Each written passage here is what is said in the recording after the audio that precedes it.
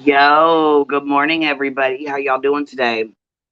I wanted to pop in and say, hey, we want to chit chat. I'm going to throw the intro on and we'll get this party started, y'all.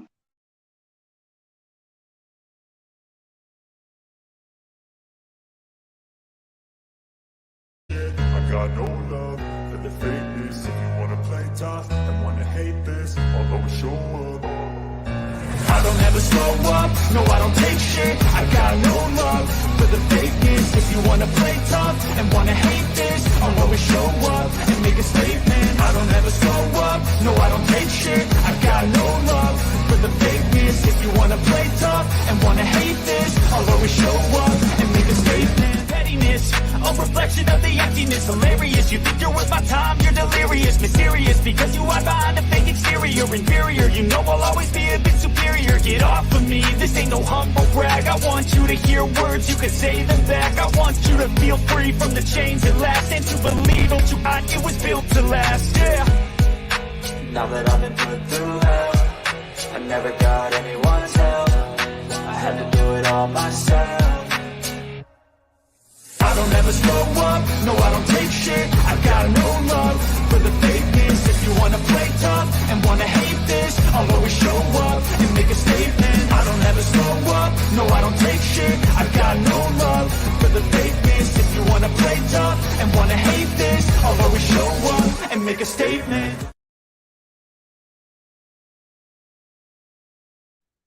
Good morning, you guys. Good morning, good morning, good morning.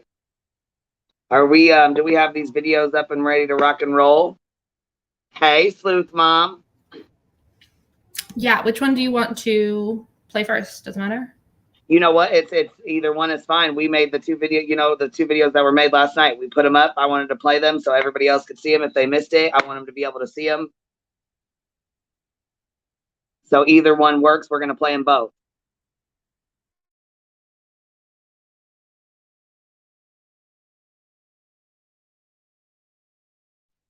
I will be dropping my email in the chat. Anybody's welcome to email me with anything you have. KT, send it over this way.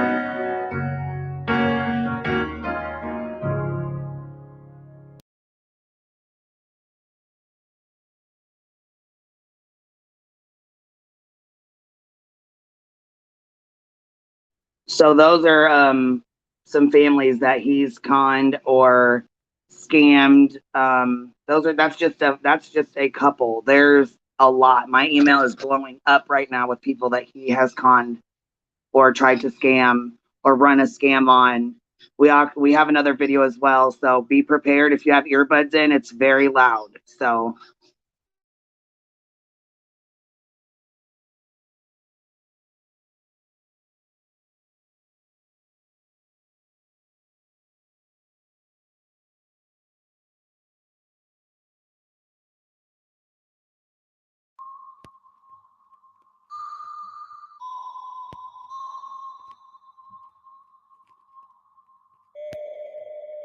Hi, James. This is David. I'm Tabor's stepdad. I was just calling to see if like are you done or? Well, I mean, here's the thing. I don't know. I mean, what do you need done? The kid is, from what the conversations I've had with the family, what I said from the beginning was true. He was alive. He was out there and initially helped by that woman. He was taken to the train station. That's false, Jim. I mean, let me finish. Oh, well, false about what I said. He wasn't with the girl ever. The original person that helped him was the female. The one who we initially looked for, whose family was from South Florida. I'm not saying that he wasn't sleeping under a bridge, but he was gone for quite some time. The initial person that helped him the first few days. Okay. Am I wrong? You're telling me I'm wrong in that? I am telling you you're wrong. That's what I'm telling you. And I'm also asking, I mean, you honestly feel like you earned that money you took? I'm sorry, who is this? You're the stepfather, right? You're the one that's, you're like a former crackhead or something. Oh, yeah, and you're a fucking former football player. I seen you're a fucking kicker, I'm not dude. A former anything, partner. I have a career. You're a fucking drug addict. Oh, I am, bud. Okay. Listen, I've heard all about you. You've heard from fucking, you've heard from Tabor's fucking stepdad. Get in the car that you don't have and drive out there and go get the kid. I do have a fucking car, dumbass. You ain't done shit, Jim. You ain't done a goddamn thing. Why don't you get in the car? Why don't you kiss my fucking ass? You ain't done shit, Jim. You're the biggest piece of shit I've ever met, dude. You're gonna be all over goddamn Facebook, buddy. Let me ask you, how much money did you pay for me, sir? How much money? $2,700. You didn't pay shit, you I just fucking said it, you fucking douchebag. Exactly, because I fucking just sit here and listen. I expected you to do your goddamn job, Jim. I'm going to tell you what the boy's father said. He wants nothing to do with his mother, and he obviously wants nothing to do with his father. I don't even know who the fuck you are. I don't know who the fuck you are, Mr. I'm fucking goddamn fucking Dan Marino motherfucking fake ass bitch. If he was smart, he'd come home and get drugs from you, huh? Oh yeah, if you're smart, you come over here and suck my ass. Do you think you're talking to? Who the fuck you think you're talking to? You bitch. Yeah, I seen your little pussy ass fucking football fucking shit on Facebook. You ain't knocking shit out. Suck it, Jim. I've never even fucking been. I've been arrested one fucking time when I was 18 years old. That's it, Jim. Oh, we're gonna have to because our fucking private investigator ripped us off, a piece of shit. Oh my fucking god. Third chance of a football coach in his local hometown. I'm sure he wouldn't want to get liquored up in front of his new coach. Do you think now with what has happened, do you think he was playing you at all? No, you can't con a con man, and I can't con a con man, and I can't con a con man, and I. Come on, look at me. You think I would allow one person to have this for the rest of their lives? I just spread it around and make everybody happy. So, okay, so you guys are sitting there listening to this. Why do you think? I mean, I've had other people with the family contact me. So, what do you think is? How do you think that this is? I mean, I've just become such a bad guy with certain people. Listen, I've gotten every. Not correct. What you are is you're nuts. Bitch, you fat bitch. Miss Piggy. Cribbity frog. Can't con a con man, and I.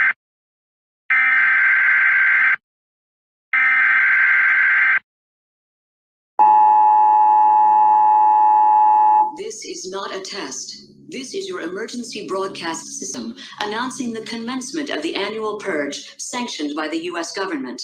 Weapons of Class 4 and lower have been authorized for use during the purge. All other weapons are restricted. Government officials of ranking 10 have been granted immunity from the purge and shall not be harmed. Commencing at the siren, any and all crime, including murder, will be legal for 12 continuous hours. Police, fire, and emergency medical services will be unavailable until tomorrow morning at 7 a.m. when the purge concludes. Blessed be our new founding fathers and America, a nation reborn. May God be with you all.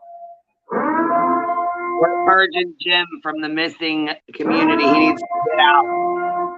Get out. Stay out. Leave these families alone.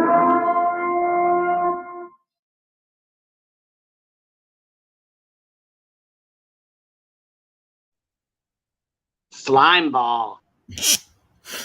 Yeah. And those videos, I don't care what anybody says. Those videos are great. Y'all did it. You know, well, the people that made them, I say y'all, but they know who they are. I think it was important. It is. It is. Yeah. Those are people whose kids are still missing and they can't, you know, it's enough for them to be putting these messages on Facebook and in comments and stuff. Like they can't, you know, devote themselves or like expose themselves or like, you know, to be going to dealing with this guy on YouTube. So it's good to like put everything that's in common between all their stories and put it together like that for them. And hopefully so they can find, you know, they can find these people. Yes. I would like for you to, if you can, real fast, explain how he does this, the cold call. Like he just, you know, kind of give an overview real fast of how he does his scam. So he trolls Facebook missing person groups. And then what he does is that he comments under the missing person, like flyer, the post saying like, call me now. Sometimes he says like he has a lead or he's found something. But either way, or sometimes he says, I'm a private investigator, like here's my number. So he starts with a comment. Then they call him. And in quite a few instances, he said that the media, either local media or something, they reached out to him because they know him. They said, hey, have you seen this case? I think you could help this family. Sometimes he also does a weird thing where he says like people call him and tell him that he looks like the person that's missing a lot. They're like, you have to check out this case. So he usually says that somebody else sent him to the person. Then he gives his little spiel. He usually says, I can find them within 2 weeks, dead or alive. He will say, I'm like a great deal because I'm just going to charge you one flat fee. Other private investigators are going to charge like $10,000. And the other thing that we found now, since we found a lot of people who did not hire him, is that he is pretty relentless and he will really keep going after other family members, constantly messaging, trying to get them to give him money. Some people have said it was like almost like he was a stalker, or they had to block him, or he lashed out at them if they decided not to hire him. And those are pretty much the common patterns that we're seeing.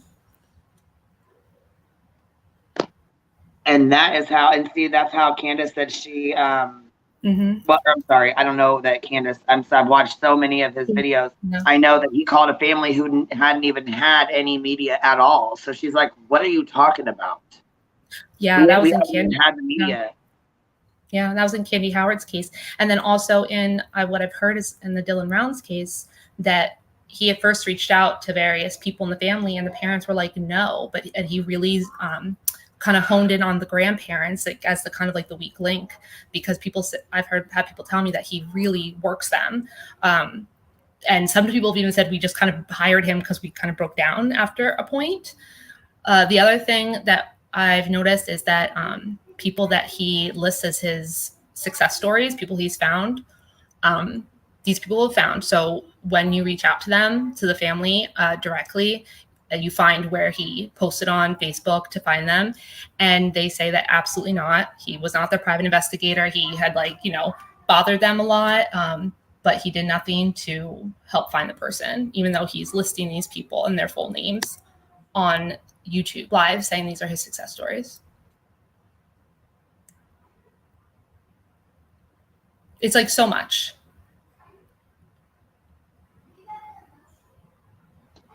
Yes, and there's also some rumors that he started that I do want to clear up.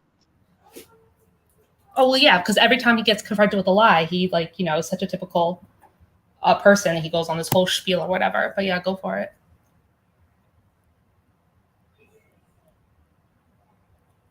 Like what, Queen?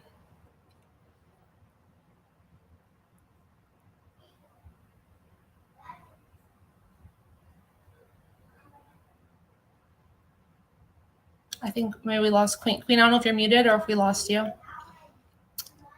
It is like, Candace, it is kind of like an ambulance chaser, except he's not just being opportunistic. He's bullying these people when they don't accept his services, as you know. And also another thing that I said that has been true in many cases is that because the way he works a case is just calling a bunch of people, and obviously he's very antagonistic. There's been several people who he will call the last people that the person was with, or he will call the local law enforcement, or he'll call like the media people that have been covering it, and he'll start cursing at them and yelling at them and alienating them, and they hang up, and it doesn't just have no effect on the case, it kind of has a negative effect. I think we lost Queen. No, I'm here. Good. I thought you said that you were saying some rumors you wanted to clear up that he put out. Yes, and I wanted to, before I started in, I wanted to make sure that I had everything correctly. Well, anyways, though, I wanted to make this very clear. First of all, Candace is not a horrible mother. Dylan's mother, she never dropped her child off and just left them. Not at all. That's not how that happened at all. So I would like to clear that lie up right now, because that's one that really works my damn nerve. To be honest here, and I'll just go ahead and put this out here, we've done research and spoke to a lot of people. Dylan's mom had custody of him during the week, and dad had custody of him on the weekends. They shared time with their son. They both parented their son, and they were both fucking damn good parents to their children. So Jim can stop with that bullshit lie, because they, like I said, they were both very, very good parents to their kids, both of them. It's also bullshit about that he got the her ex-boyfriend's new girlfriend had called him, and he recorded the phone, and she was just trashing Candace. I mean, come on, these are like exes. And also I actually went and looked into that case with this money, and the money that was lost and the companies, and it's all the ex-boyfriend's liability. Like, it's his company, it's him who has like these huge debts. He just blames Candace because she was like the bookkeeper, and then she broke up with him. But like, not that matters, but I mean, he just will say anything. So I've gotten to this point where I'm not even trying to confirm or deny what he says is a lie. I assume everything he says is a lie because it would take too much time. I've been trying earlier to put together like his earlier years and his college and stuff. And it's like, yeah. It's like, what? You lied about everything. You lied about every single detail about your whole life. It's like frustrating. I'm frustrated with Jim right now. I have a headache from going through all of like his nonsense. All of his bullshit. He plays too much. He plays too many fucking games. He plays too much, and he's a fast talker. And that's what I don't like, is people don't want to, you know what I'm saying? They don't even, they don't really even listen to what he's saying. Well, another thing I want to put out here as fact. All right, and this is a fact, okay? The $33,000 check, okay? Let's talk about that real fast. The check that they say that he says he cashed, and Dylan just told everybody in the whole entire town of Montello that he had this check. Okay, that's not true. That is not true. He did get the check and he did not cash it. He did not hide the money. He put it in the bank. He deposited it. And there's records to show that. There is proof of that.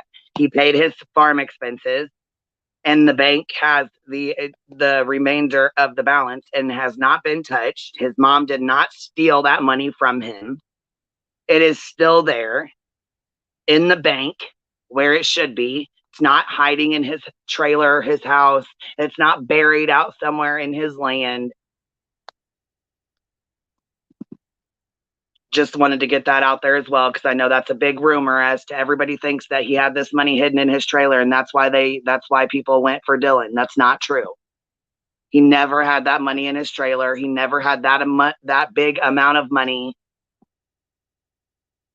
He got a check for helping other people do their farming, and he got paid, and he put it in the bank, and when it cleared, he paid what he needed to pay, and the remaining balance is still sitting in the bank safely. It's not in his house, it's not buried, and it's not, in a safe in his trailer, and that's why that's life-changing money.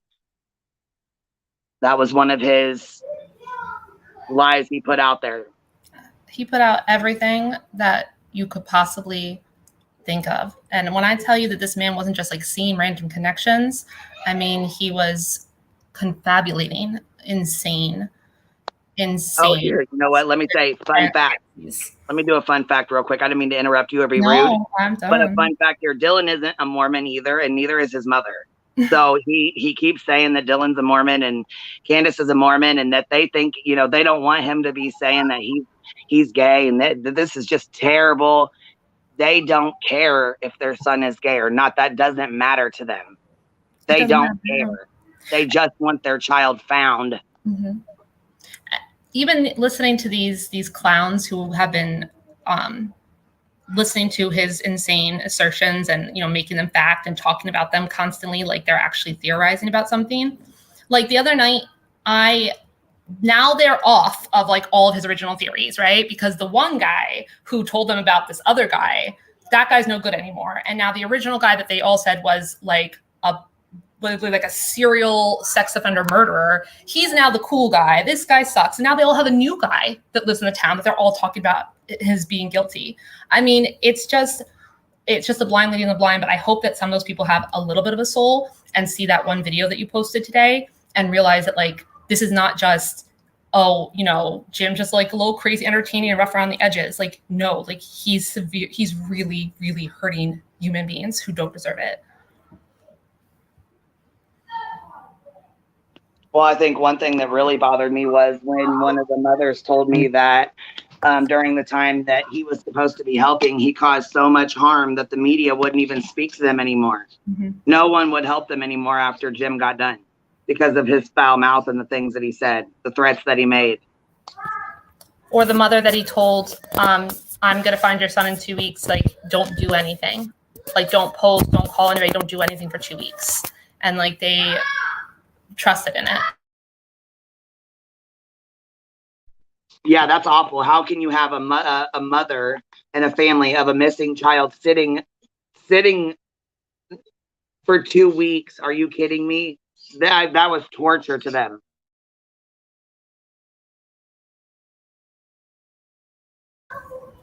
Yeah, Sleuth Mom, if you want to come up, yes, you're welcome to click that link. I want to talk to you. Matter of fact, if you have time, I would hope that you can. I hope you can come up because me and Good Egg would love to chat with you. Because this is the woman who he's saying that he's going to dox tonight, right? And change the landscape of YouTube forever. Oh yeah, delusions of like I said, we have her back. We stand behind you. We stand behind you. Yeah. But we've seen this before, the delusions of grandeur, like they're real. These are like real delusions. He says that all Facebook will change because of what he's going to do to this woman tonight. But I know those were more of his threats that he made. Yeah, I heard about that. Yeah, he's been doing it constantly. Oh yeah, Jake the Snake. Right. He solved Jake the Snake's sisters. He also talks about a boy named Zachary Lee Brown, who is a missing person from Idaho. He is still a missing person. He's been missing since 2009. And he likes to say that he's found Zachary Lee Brown. He says that he found Zachary Lee Brown. He always finds these people, but he never leaves his couch. I don't know how he finds them. But he said he found Zachary Lee Brown in Mexico from Idaho. He was 16 when he went missing. He went down to Mexico. When he got to Mexico, he got hit by a car, had a head injury, was in the hospital. When he was released from the hospital, he was 18 years old. So Mexico just put him out on the street. He has permanent amnesia. And he walked to the other side of Mexico, and Jim found him as a homeless person on the street who does not know who he is. And he said, and I called his mom and I told her that he was found. And he literally talks about this kid like he is a found person. He is still a missing person. But this is how delusional he is. Hey, Sleuth Mom, are you up here? I am. I apologize in advance because the kids are still awake. So you'll probably hear baby noises in the background. But oh, it's all good, girl. It's all good. We're laid back over here. Yeah. Good. Casual. I appreciate what you guys are trying to do. I've honestly have stayed quiet ever since this all started because I don't know if you guys seen, but he had actually been calling people who commented on my videos. He contacted several of my members, a couple of my moderators, and what a freak. Yeah. And so I've been trying to like lay low with the entire situation because I was hoping that it would just blow over. Right. But it's apparently not going to. And so this is where we are, and now he is, I don't know, doxing me tonight, bringing somebody to the light for my past. I have no idea, but it'll be interesting. It will. I mean, I think that he keeps talking about it on these other creators' channels, and I don't think he realizes that they're going to want to protect their channel. And if somebody goes up and he doxes them on their channel, they're the people who has to deal with the privacy strike. So, I mean, people have been trying to tell him because he keeps saying doxing is not illegal, and people in those chats, like on those panels, are saying, "Well, yeah, doxing is not illegal, but it's against TOS." So. I mean, they'll lose their channel, and that's sad. They're letting him do this, and they'll lose their channel. And the sad part is, I don't even have anything to hide. There's nothing in my background. I have no criminal record or anything like that. In the beginning, whenever I came on YouTube, I wasn't even anonymous. But at this point, it's to the point where I don't want him to get this easy. I know. And I mean, I know exactly how that feels. Like, there's this feeling of not just I have skeletons in my closet. You can have nothing in your closet, but it's intrusive. It's intrusive, and it's an abusive thing that people are trying to, he's trying to do is terrorize you. It doesn't feel good when someone's trying to terrorize you. And what does he have to lose? Like, he clearly does not have, much of an actual life. Like, he talks about how successful he is and these jobs that he has, which he doesn't. So he has nothing to lose. Like, he has no boundaries. And that makes him scary. Right. Ringo, he's supposed to be going on Doug tonight. And then I believe Darkness Exposed. And I'm going to tell you guys, Darkness Exposed and I do have a past. I had worked with her back whenever she was called Moms for Missing. And we had I found out through that that she had a criminal record. And I told her basically that I no longer wanted to work with her, and we went our separate ways. And through that, Nerdy Addict on Twitter, hold on.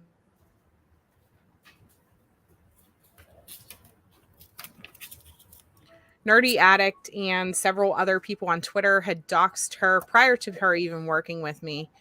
And she was like, I'm very open about my criminal history, things like that. But she was trying to fundraise, and it just didn't sit right with me. And so I told her, hey, I don't want to work with you. And we went our separate ways. And then she did a whole thing where she allegedly attempted suicide, and then later made a video saying that she never actually attempted suicide, which I have screen recordings of. It was just a whole mess. But honestly, it was an ugly, ugly breakup that didn't have to happen the way that it did. I just didn't want to work with her anymore. And so that, I believe, is who he is exposing tonight. You know, I think that's the thing that he thinks is going to change the internet and change history and all of these things. But a lot of my followers already know Right. about all of that. You know what I mean? So it's not. Yeah, and you know what? Over here, I'm going to be honest. I don't care about criminal records. I know that doesn't bother me. I have nothing. Right. I don't do fundraisers. I don't collect money. I don't do anything like that. I will share other people's GoFundMes if they are legit. Right. Otherwise, and that's what I mean. we So like, usually I call don't out know. GoFundMe scammers and people that scam, people that, you know, do this kind of stuff. So, you know, like I said, the criminal record thing, that doesn't mean shit to me. I could care less about that. You know what I mean? I don't hold any grudges on anybody about anything. That doesn't matter to me. But as far as like her coming after you and stuff, we've all had people we fought with on the internet. I mean, that doesn't mean shit to me. I wouldn't even give that time of day to listen to be honest with you. A fight with you and her has nothing to do with Jen being, you know, a lion scamming whatever, you know what I mean? Or lying on families, scamming out of money, whatever, you know what I mean? Right. No, I agree. Your And like, fight honestly, with her I hadn't even ago. spoke with her or whatever since at least March, I would say. Like, it's been months. And so for him to have to like dig this up to be some earth-shattering, earth-breaking news or whatever to the internet, like, it's just, I don't know. I guess it's like a non-issue. It's kind of weird, honestly, that I don't know. He's even trying to make it a thing. But at the end of the day, I guess I'm just glad that so many people are standing up to him. You know, he's got all of these victims that he has hurt. All I did was put out a phone call. You know, a family asked me to release a phone call. That's what I did.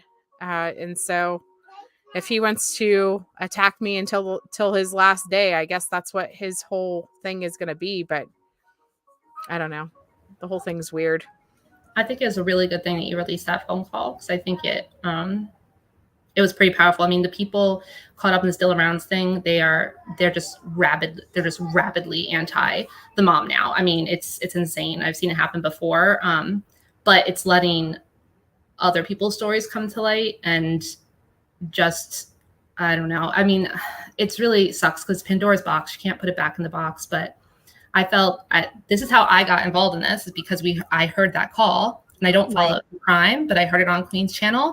And that was the night I was hearing Sue's mom, who I did not know who you were, and them saying that he was offering people $500 to like find your identity.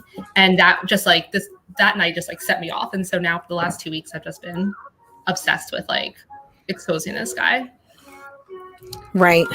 Yeah. I don't know. The whole situation's just crazy to me. I never thought that it was going to blow up like this. I never thought that it was going to do all of this. But honestly, a lot of my subscribers and things like that have come out in support of me. And that's a lot of what he's talking about whenever he's seeing, you know, Facebook groups and Facebook comments and things like that. I don't even have my private Facebook up right now. And so it's not me. I mean, he thinks that it's me. He thinks that I'm putting people up to this stuff. It's not. You know, people are mad. He's called, like I said, he called a couple of my moderators. He called one of my followers, like, and it's not okay. You know, it's not okay. And so they are lashing out and they're angry. And then of course, you know, now we got Bullhorn Betty is digging into his background. Molly Golightly is on there digging into him. And it's just craziness. It's just craziness. I mean, if he wants to fight with people on, like, my thing is like, if you want to fight with other people on YouTube, you could fight with other people on YouTube. But if you're a person who's not on the internet, who has nothing to do with YouTube, and somebody on YouTube is making it their mission to like drag you and defame you, and you have no control, you can stop, you cannot stop, and it doesn't stop. That's what bothers me. So what he's doing to like Candace Cooley and what he's doing to Candy Howard in the chat, or even Dylan Rounds, because he hates victims. He hates victims. He says something horrible about every single missing person that he has ever covered. I heard him in a live stream where he literally said, you know, 99% of all people who go missing are assholes who did it for selfish reasons. He feels like hatred towards them, and he immediately looks for something that they did wrong or something he can make up that they did wrong. It's scary how hateful he is. But we support you tonight. I don't know. I think it's going to be a big, very anticlimactic, the way he is trying. It really is. There's nothing he can pull. I'm like the least interesting person you will ever meet. Yeah. And so I mean, the only thing that I can think of, like I said, is the drama that happened back in like February, March. But honestly, like that even was very anticlimactic. We just stopped talking. And so, you know, it is what it is. I wouldn't even call myself a true crime channel. That's the worst part about all of this. I literally cover missing flyers and let families come on and do interviews. Like I don't really dig. I don't really speculate that much. I just spread awareness. And so I'm kind of like an advocacy awareness channel more than anything. I feel like he, as much as he thinks, like the way he's playing to the camera and stuff, he used to be a big radio call-in guy, like on local sports radios. So he has like that whole thing down pat. But I don't think he really understands the nature of like YouTube drama. So this idea that he thinks that he could, you know, we've done this before. Your fallouts with other people. We know that everybody drags them up every 6 or 7 months with the screenshots and like all that, you know, and it's just, I think that he doesn't really realize that nobody cares because everybody fights like that on YouTube and it just goes around and around. Yeah. Lacey, they might fabricate a lot of stuff, but I'm going to tell you that right now he keeps telling everybody that I live in Blair, Nebraska. That's news to me. I didn't know that I lived in Blair, Nebraska, but I mean, he's not very good at being for a private detective. He doesn't seem to be very good at actually looking people up and finding factual information. So we'll see what happens. But it does make me a little sick the way I hear him talking about it. And I hope that for selfish reasons, these larger channels don't want him on anymore. I don't think they'll do it for selfless reasons because they don't seem like very good people. But if they get annoyed with him enough, walking away from the views, sadly, unless he's bringing strikes and stuff to their channel, that's my only thought. You know? Yeah. I just know that the way that drama channels work and stuff like that, you know, they will just keep doing it because it keeps people coming. Unfortunately, with Gabby Petito's case, we've seen a lot of, you know, what I would refer to as drama creators bring their audiences to true crime. And so sadly, you know, this is becoming true crime. It's becoming a situation where people want both. They want to see this and the drama. But the sad part is this is real life for the Cooley Rounds family. This is real life for a ton of missing. And you know, it's real. It's not a reality show. This is actually happening to these families. I completely agree with you. I mean, I've never really been exposed to it so much. And like hearing them where they have like Google Maps up and they're like just, you know, naming people and talking about suspects and like they're not discussing what has come out about something. They're just making up these theories and it's very bizarre. I find it really distasteful, but I mean, I'm sure the FBI is, you know, they're there and that's the best thing for the family. But I just feel so bad that a family this could happen to them. And then the second horrible thing can happen to them. And they have no control over it. Like it scares me. It could happen to any of us. Hey guys. Hi. How are you? Hey, Laura. I'm like still half asleep. Ugh. So what did I miss all weekend? Jeez. Sorry, girl, I had to walk away for just a second. My littles are being a little bit loud too. Girl, you have missed a lot, and I'm so glad you called him out. When I heard you calling him out on that stream, you're like, you are bullshitting. You are bullshitting right now. Especially about the calls when he said he was going to have the Wadsworth come on and he was going to set up the call, told you to set up the live, and then he didn't come through. That's like part of his scam. I think that's part of it. But Good Egg can run it down to you on his scam and how he does it. He's actually, I mean, he's been doing this for a while now. He called me at like 1:45 or 1:30 in the morning on Friday. And I was giving him an attitude when he called. And finally he was like, all right, like he was telling me something about the C&D.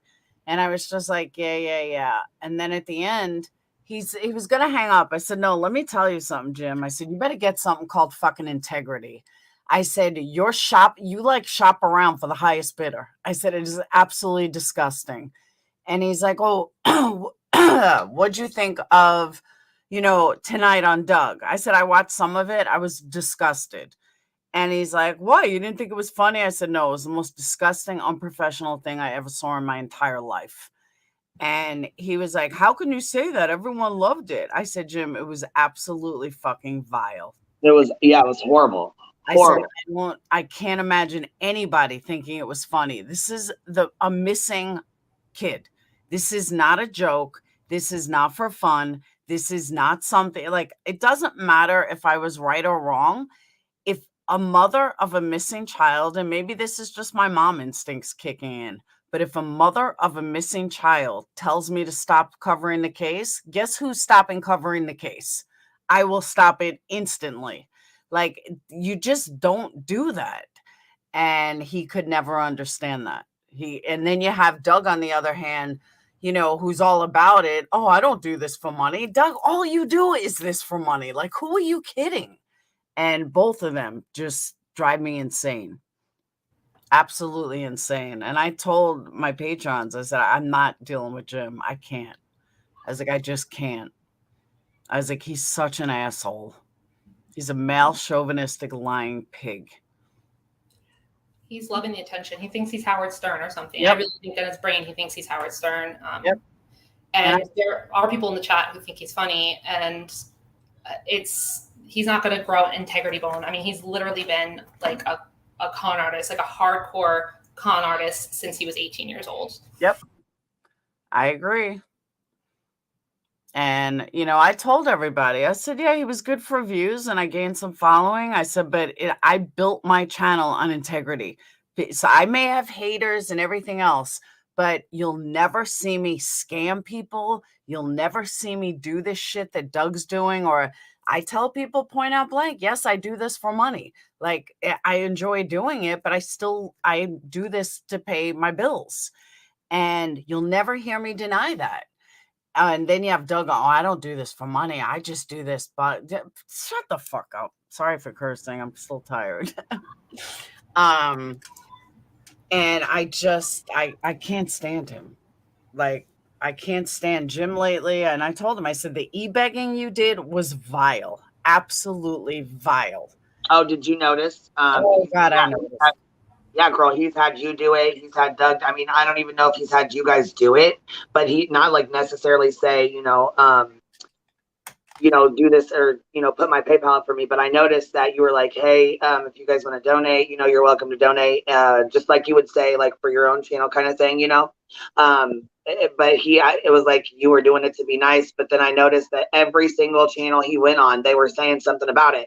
And then he runs this, oh, I'm going to donate to the cats and the Humane Society because this cat has whatever. What kind of dumbass shit is that? Yep, I agree. I don't understand. What is that? Putting the mask on, coming in under this is not Jim.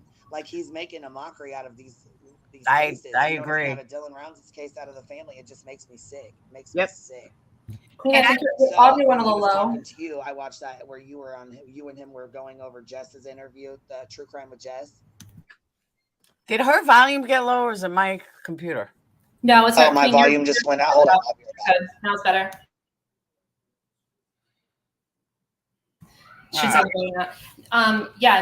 He thinks that if he wants to e-beg and clown around for super chats, like, that's fine.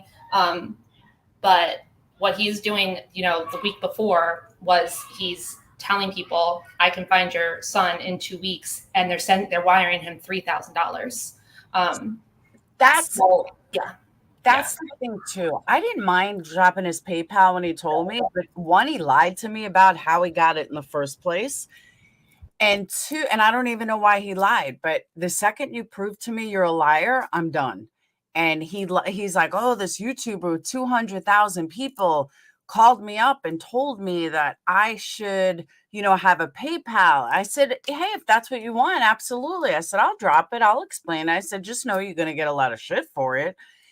But, then somebody pointed out to me, Jim, you already said you got paid on this case in full.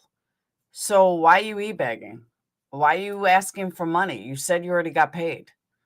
So if you already got paid, looking for Dylan, then why are you asking for money like you don't have any money? That was well, yeah, and he said he's not. He refuses to give them their money back. He said he is not going to. And I asked him that question, and he responded to me. He said on Doug's live. Well, of course, I was wrenched immediately, but I said, if you've only worked for them for 5 days, which is out of his own mouth, he said he only worked for them for 5 days when they quit talking to him.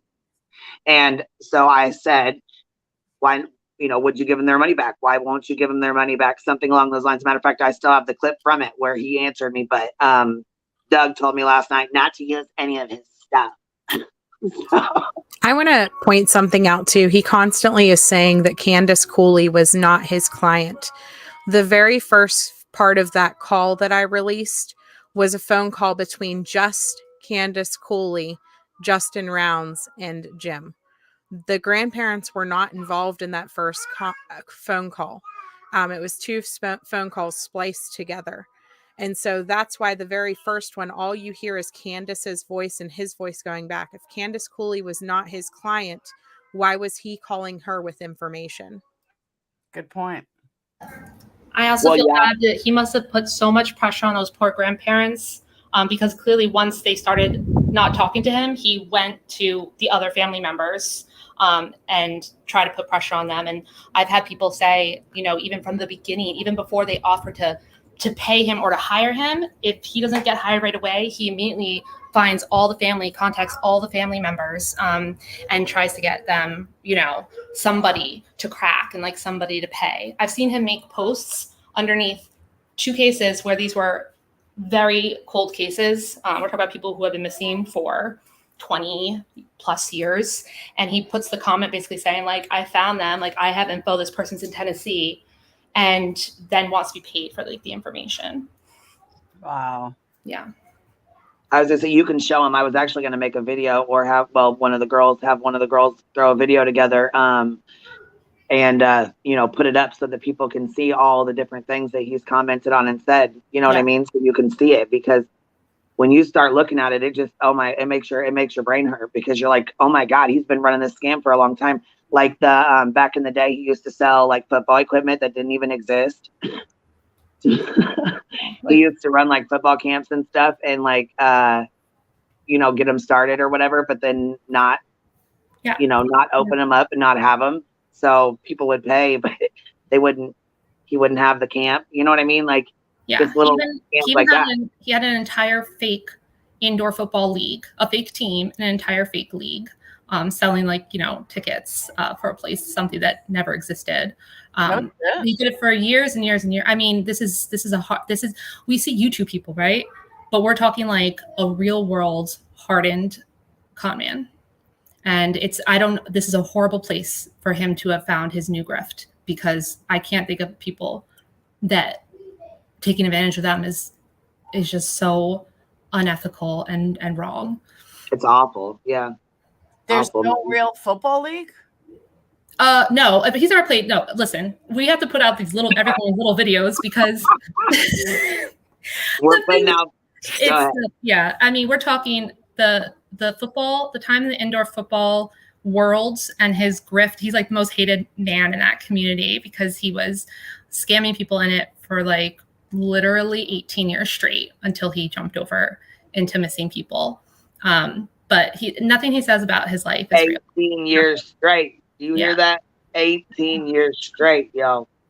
Is there proof of this you can send me? I'm curious. Oh, yeah, sure. We're going to make a video. So that's why I have a headache. As soon as I drop the video, I'll send it to you, or you know what I'm saying? We're going to put it all out, girl. Okay. But it's been sent to me. Like I said, I got an email address and they've been sending it left and right. Here's a lady right here. She said, which I've actually been talking to her as well, Melissa. She said, hi, I'm one of the people putting him out on Facebook. I can attest to the fact that I did this on my very own. So yeah, she did. I've seen her. She was exposing him before even the Dylan Rounds thing happened, because he's always left behind.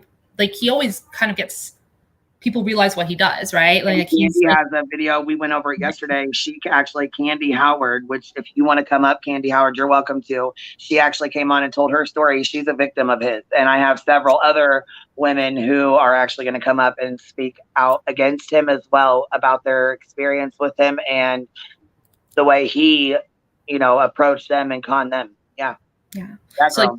like today's video was just, it's literally, there was a 3-minute video and it's just showing what he did to Chance and Rick and Alex's mom, right? Who Alex's mom just found out that she's being scammed. The day he got the cease and desist from Candace Cooley, he started hitting her up to give him, to pay the rest of the money because she could only give him $3,000 down on that first day. And he wanted $4,500. Yeah, he wants another $1,500. So Yeah. we have a video just on them, and the stuff with his whole life and the football stuff, it's going to have to come out in like just different topics because we're talking about a life of 2 years of 2 decades of lies.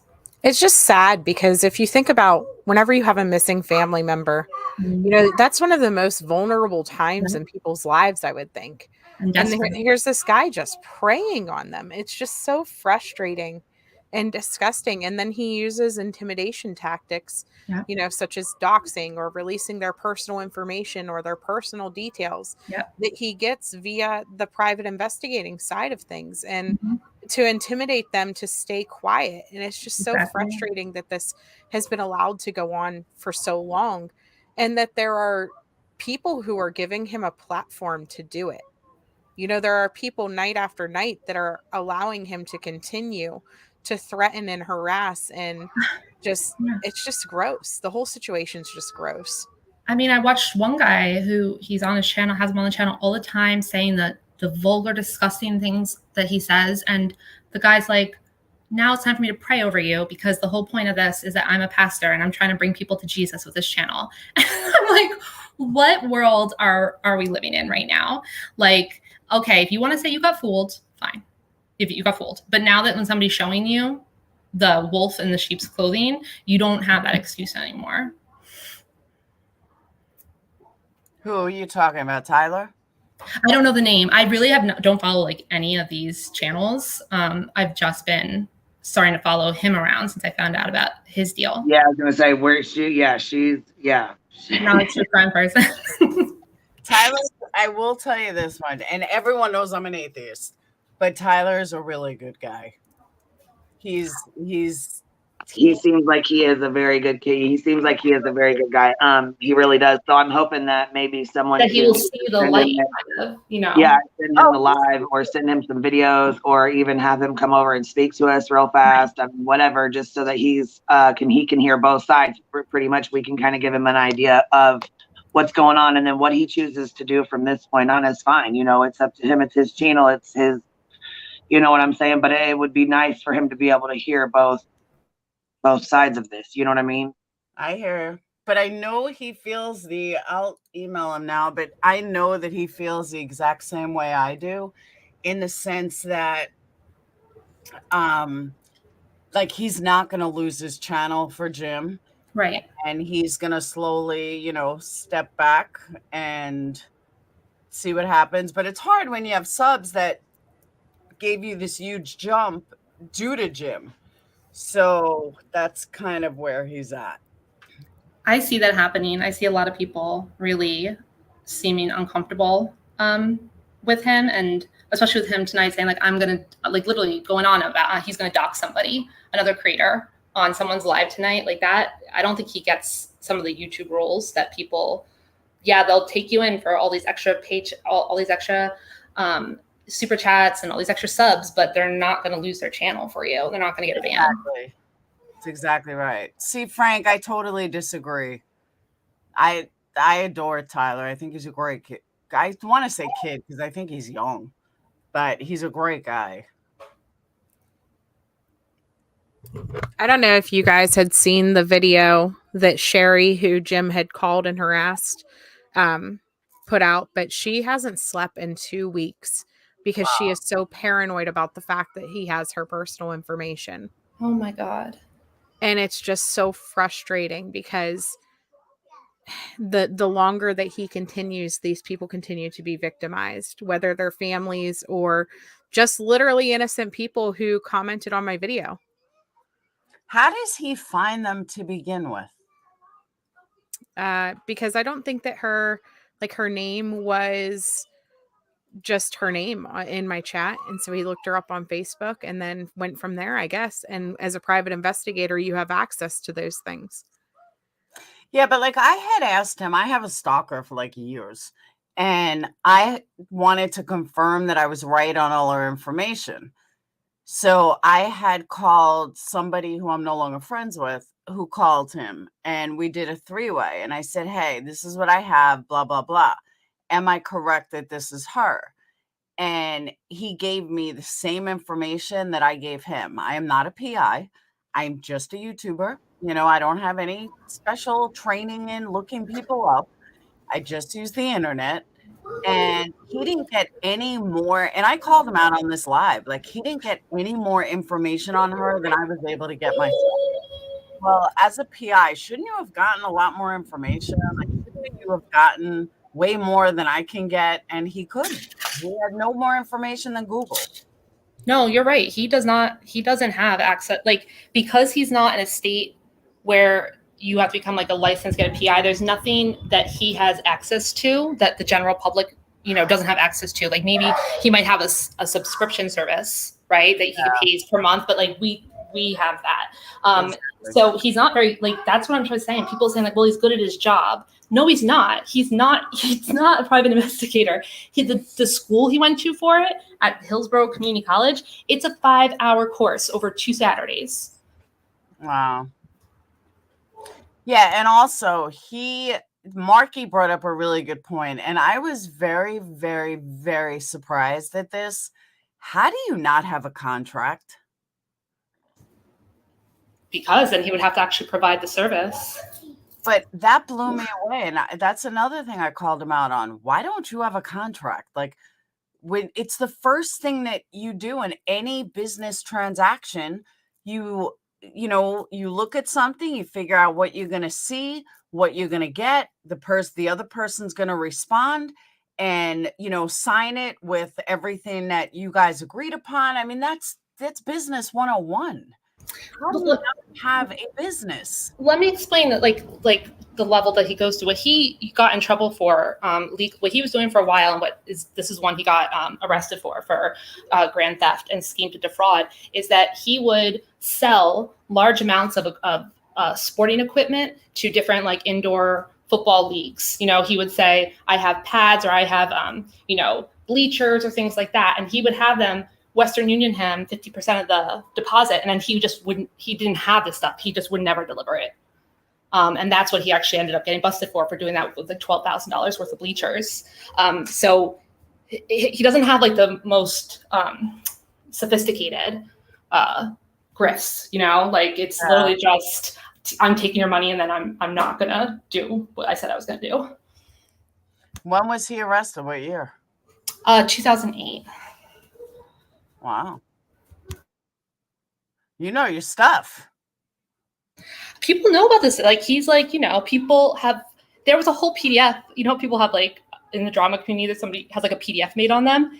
Yeah. Somebody in indoor football made a PDF on him that they mailed to somebody like literally in 2004, like a really long time ago. That's still on the internet. Yeah, you've got people that really hate you. Yeah. Yeah, they really do. And I did invite Candy Howard up. I did send her the link. I told her she's welcome to come up and talk if you guys, if she wanted to. She is one of the girls that, came up, and that was her husband on the phone call that he called, and he immediately started calling him a drug addict and saying that he didn't have a vehicle. And that was the call that we played. And Good Egg, if you check your inbox or the private chat, there's a link in there. The woman that she was talking about, who she referenced, that hasn't slept in 2 weeks, that video is the one I'd like for you to play if you could.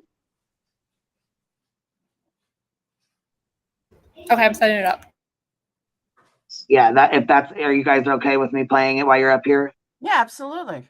Okay, yeah, I just wanted to make sure. It's like 15 minutes long, I think, but she put a lot of time into it because she She's very upset by what happened. Yeah, we support. Like I said, we support. We will stand behind you and her both. This is bullshit, and he shouldn't be paying anyone to dox you. You should be able to, have your, you know what I mean. Your privacy. He shouldn't, just because you put a phone call out does not give him the right to dox you and taunt your subscribers and your. That's bullshit.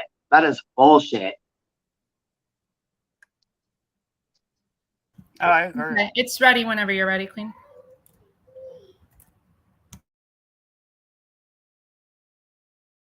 And please be respectful of my panel guest. I don't play that. So if you can't be respectful, then don't be here. Can you, before you play it, who is this? Like, can you give me a... So this is Grandma Sherry. This is the woman that he is telling everyone is my mom. Okay. And he called her and basically was demanding that she give him my information. I don't know her personally. She's a moderator on my channel. Jim also contacted Albie Frank's baby mama. And he contacted PJ's Journey to Change and also a woman named Seal, all of my followers. Okay. What? Over the phone call? Are you fucking kidding me? Yeah, he reached out to Frank and was sending him harassing messages. And then whenever Frank wouldn't give him my information, he started messaging his baby mama. Yeah, and he thinks that they're all your relatives. Like I told you, he's bad at his job. That we are all related and that we live in a compound and that these people are all my actual relatives and that I am somehow related. You guys are all drug addicts and you're in a militia too, right? Yes. Yeah, I have those videos as well. Yeah. It's just he's crazy. This is too much. All right, I'm gonna play it. The big, huge news is that Sleuth Mom and Dylan Rounds allegedly played a farm simulator game together. And that's why Jim Terry is so desperate to get Sleuth Mom, to get her information so he can call and harass her. How do I know this?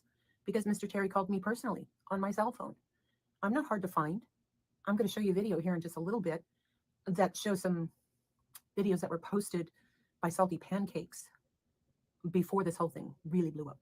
Before Mr. Terry put a $500 bounty on Sleuth Mom. So he called me. Number one, he thinks I'm Sleuth Mom. I'm not. I'm Grandma Sherry.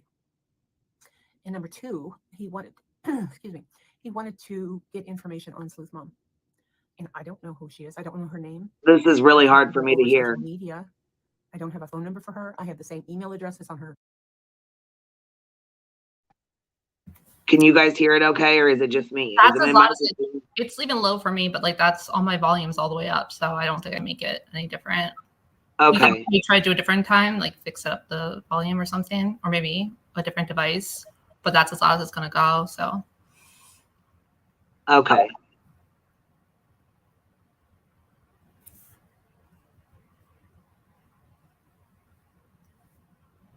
You gonna play it? Oh, do you want me to? It's not that bad? Yeah, that's fine. Okay. You can play, All right. Maybe turned on the closed captioning for people who are having a hard time. Her channel site. I don't have anything special other than being her moderator. And that's all I am. I have been a moderator for a year. I've been watching her for probably 6 months. I've been a member for 3 months. And I just do what moderators do. To try to keep the chat calm and on subject and not fighting with each other and, welcoming people in because we do appreciate the videos and we appreciate the work that Sleuth Mom does. If it can help the end goal, which is find Dylan, that's all that matters. All the other BS is for the drama people. In the chat room, there's a guy in the chat room right now that sent this to me, and this guy is amazing. His name is Salt3 Pancake 3. That's his name in the chat room. Salt3 Pancake 3. He's an investigator. He's a fan of the show and has followed this. I hope he would come Pancake 3s. I would love for him to come on this show and explain all this.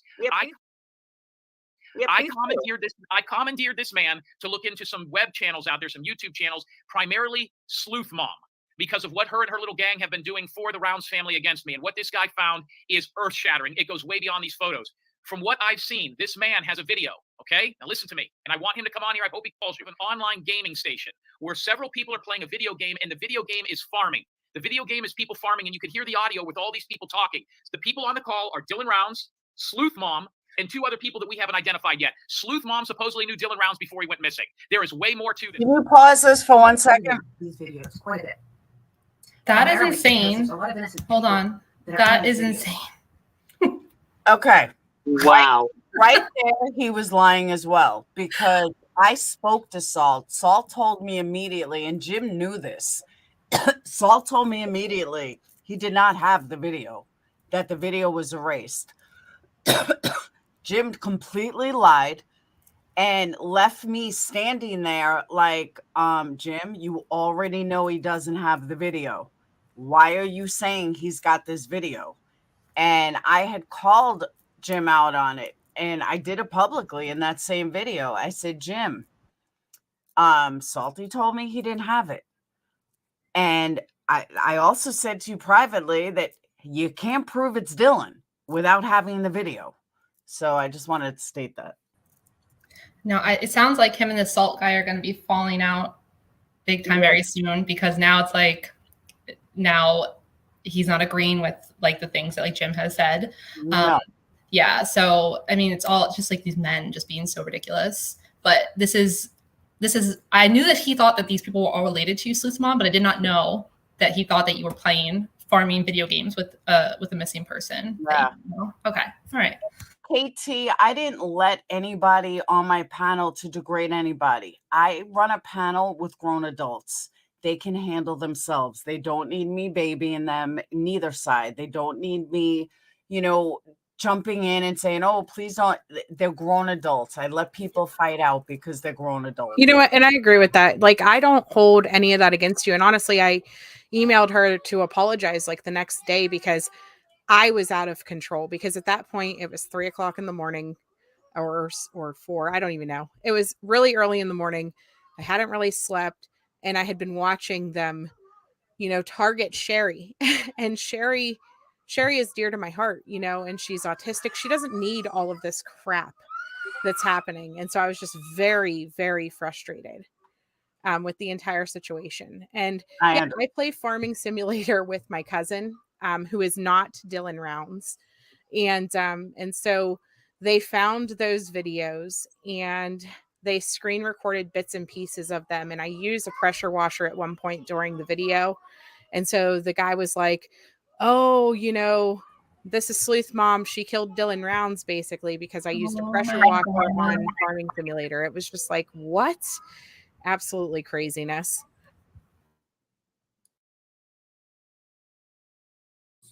And they are, I don't know how to say, they're just innocent. And then there's accusations put over these images of the farm simulator that somehow Sleuth Mom is involved with Dylan's disappearance because there's a pressure washer on the farm simulator game. Evidently, there's only one platform that has one farm simulator game. And because one of Dylan's friends said that he played Farm Sim, that this automatically connects everything together. No, that's not the way it works. There are pressure washers on real farms, and there's pressure washers on farm games.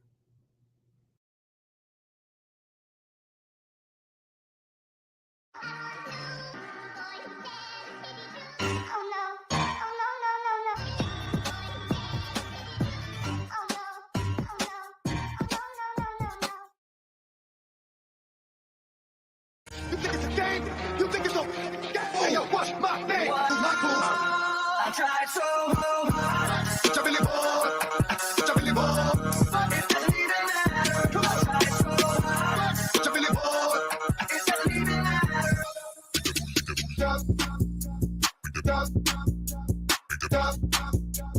Stop. I'm a worst. I won't lie. I let the truth hurt. You may never love me till I'm lying in the earth, baby. Stop. What is it you want from it? I gave you stop. Shut down all the love stop.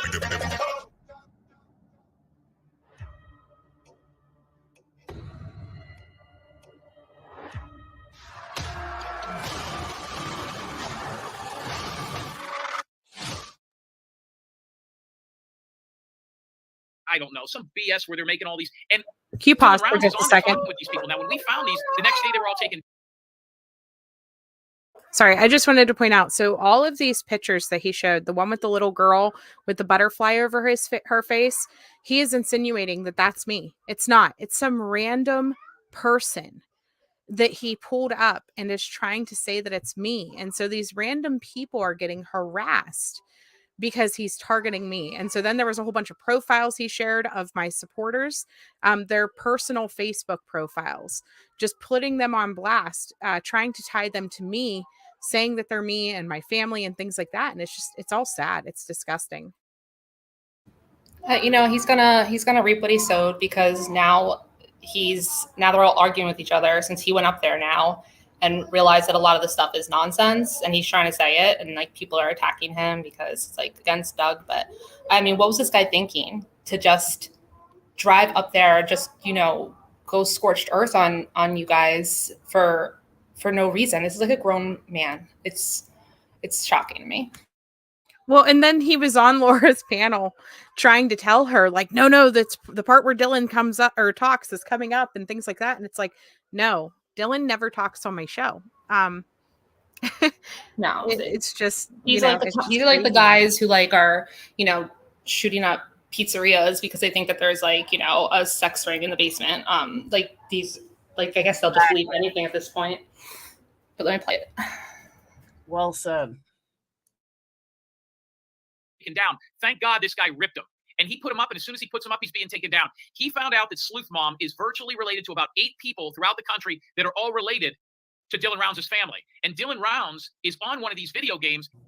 So the accurate information that Jim and his crew have come up with, here's a good one. Frank, I'll be frank, lives in Oklahoma. Frank lives in England. If you've ever heard Frank speak, you can barely understand him because he is so British. That's wrong information. How about this one? Sleuth Mom is related to 8 or 9 people across the United States that are related to Dylan Rounds' family.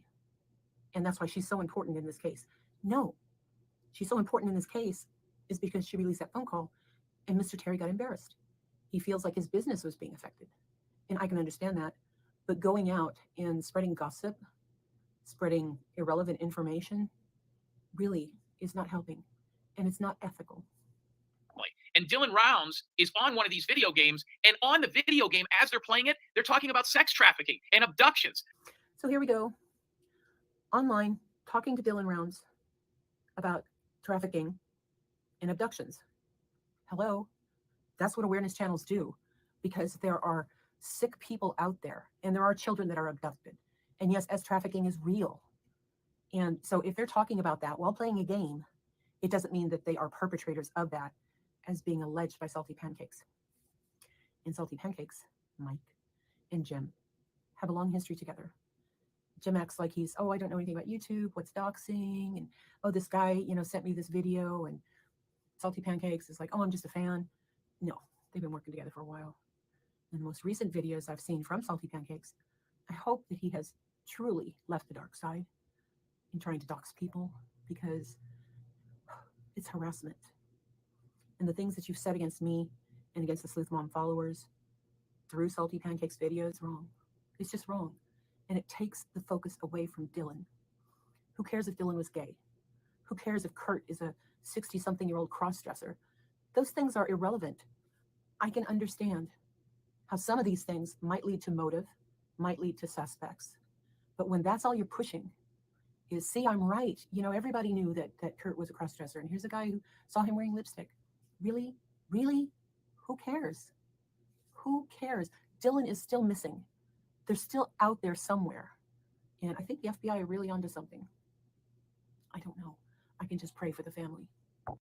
I don't have the video. I've seen the video. The man has showed it to me. So that guy that's punching in the chat room that's acting like I don't have it. See, this is why I didn't want to bring it up. Because now it might be a day or two because it's in somebody else's hands before it's out there and I'll get called a liar for 2 days. So I know it's YouTube streets, YouTube creator versus YouTube creator. We all have the best interest of our viewers at heart. We want to make sure that they're not scammed. We want to make sure that they're not getting misinformation. And so that's why creator goes against creator. Sometimes it's just jealousy or trying to get the views and the likes and all of that. It doesn't matter. Sleuth Mom is not a channel like that. She's not a drama channel. There might be some speculation based on the facts, but Duty Ron does that too. So just please stop. Please leave Sleuth Mom's followers alone. I'm not the only one that got phone calls.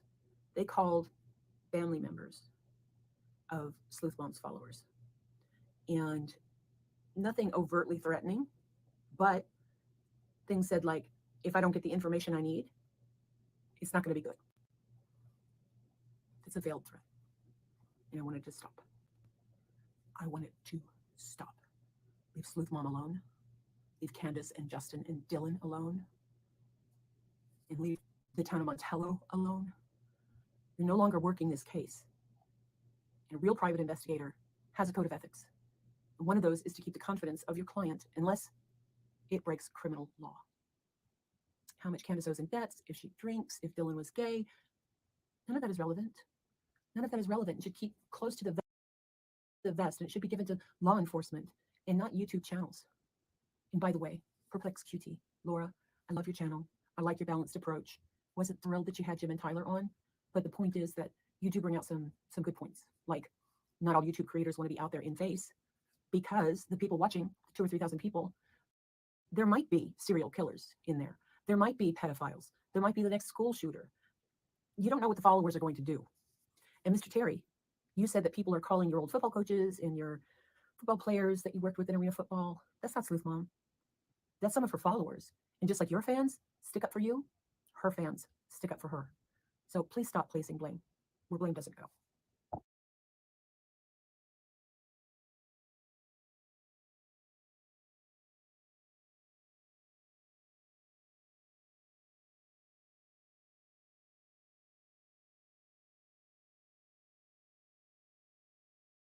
I absolutely love that she thinks Jesus and Xanax, but she's been having a really rough time ever since he called her.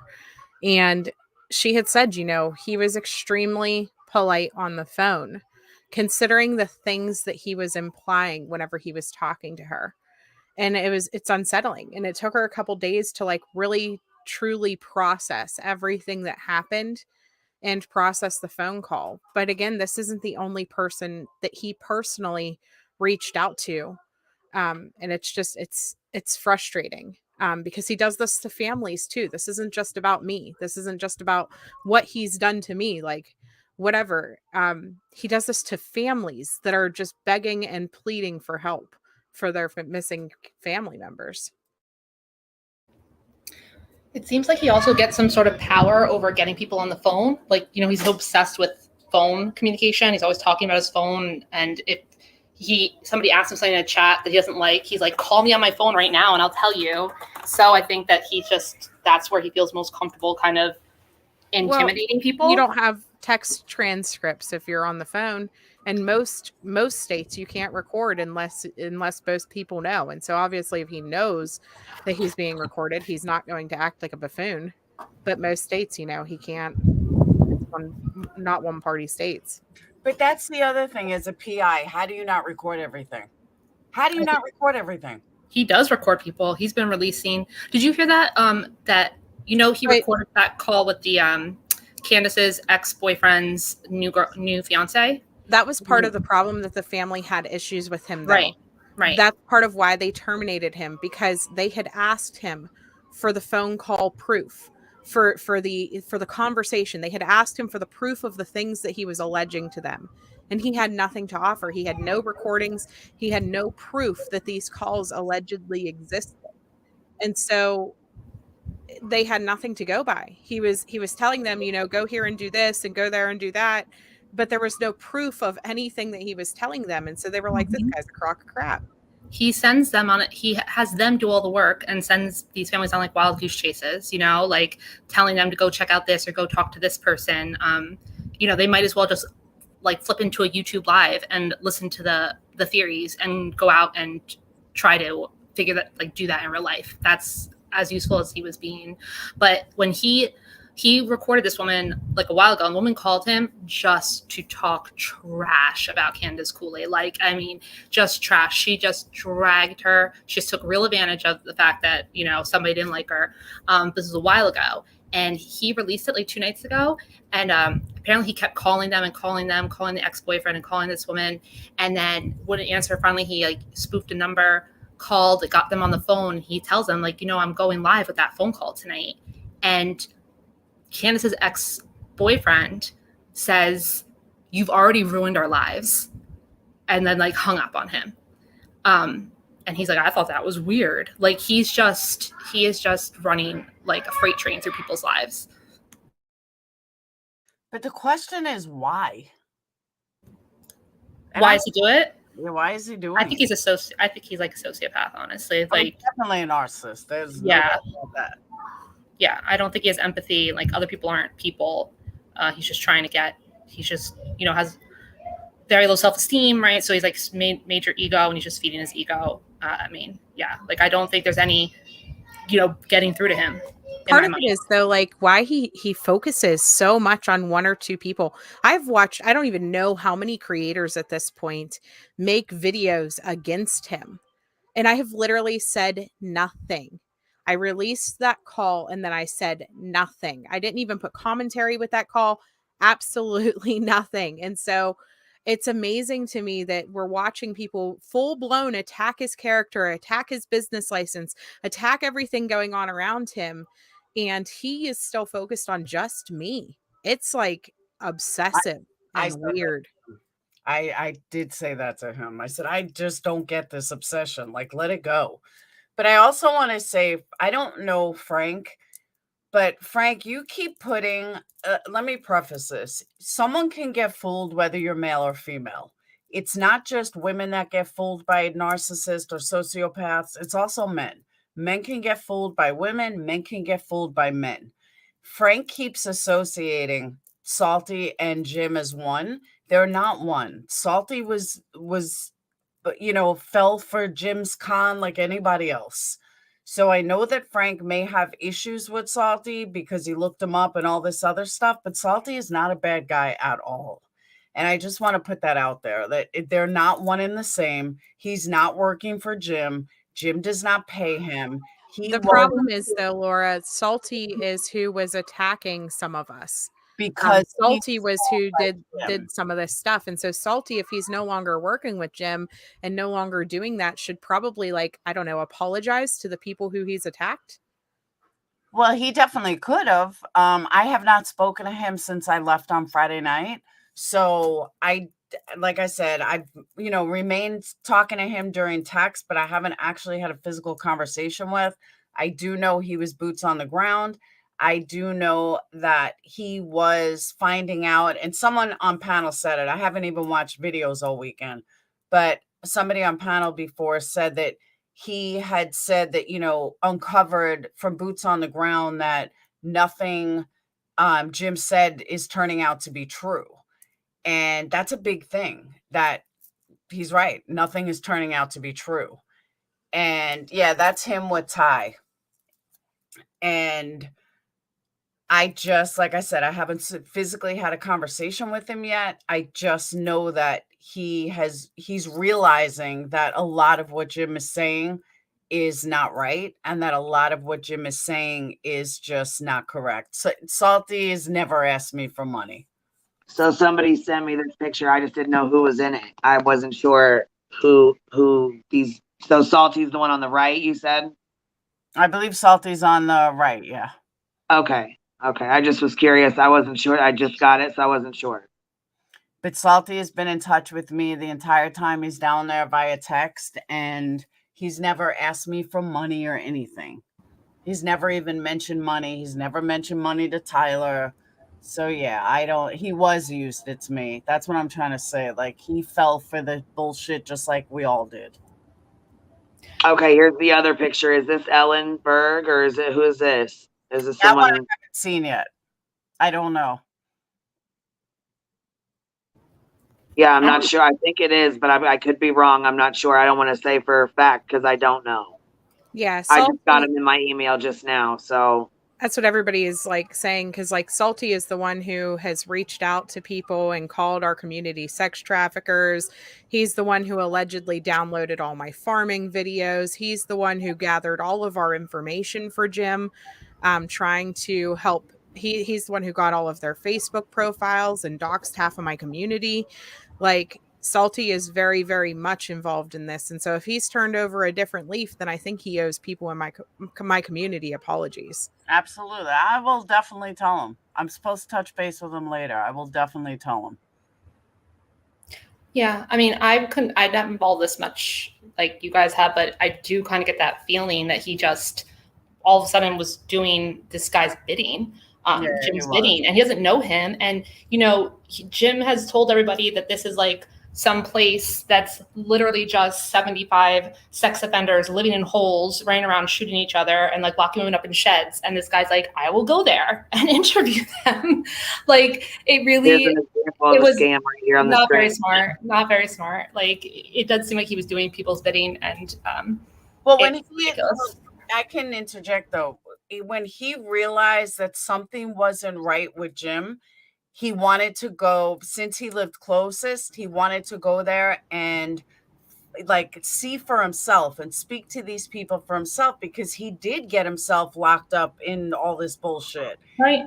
And he never meant to. So no, I can definitely see that, because it just scares me that adult men can't realize when can't realize something that's unrealistic versus realistic. And I feel like he's gonna have a hard time now, because now he's in that position where he's trying to tell people like basic facts. He was there, but people are now so caught up in it that they will have their conspiracy theory and they will just shout him down.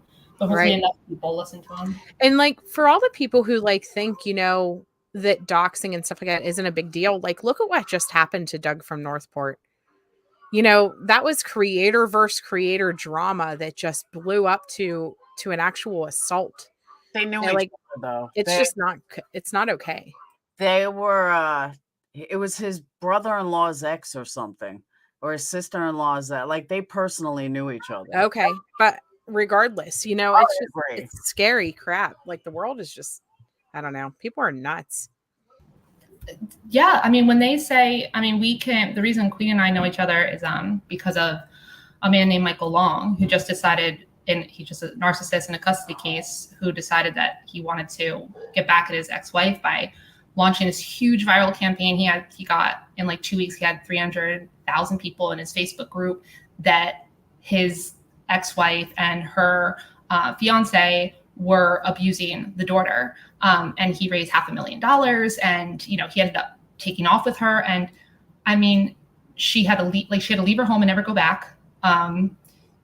Because there was literally rabid crowds on the judge recused herself because they were on the judge's front lawn, and people literally had photos posted, videos, TikToks are saying like, everybody grab your guns and like, we're going to go protect the little girl right now.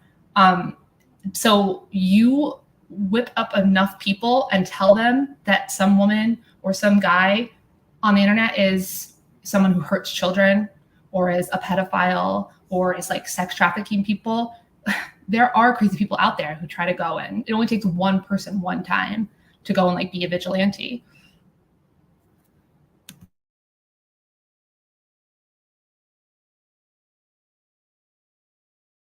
Whoever that was that you guys were saying is the scammer in chat or whatever, they all have me blocked. I haven't seen any. So that's interesting too. Do we have a scammer in chat, Queen? No, they're saying that someone. Yeah, there was. Yeah, it was. Well, I mean, it got blocked or whatever too, but they were posting their Cash App link, like, "Oh, I need help," and then put their Cash App link in here. And I said, "There's an example right there of somebody trying to scam." Yeah, whoever that was has me blocked. So that says a lot, because I haven't seen any of Oh it. wow, that's yeah, ain't that? And I watch chat. Like everyone knows that. I'm like obsessed with chat. And I was looking, I even scrolled up. I'm like, where did I miss it? But yeah, they have me blocked. So it says a lot. It's not a random person. It's Well, and a lot of people are scared to chat. They don't want to be, because they know that they're being watched. They know my chat's being watched too. You know what I mean? So they're really nervous to chat in here. Yeah. I have one lady that's so scared. She is so scared to come forward. She wants to tell her story and stuff, but she is so, like, she's just so scared of what he'll do. Like, she doesn't want to bring any harm to her family, and she knows that she's already dealt with him, and she is very scared.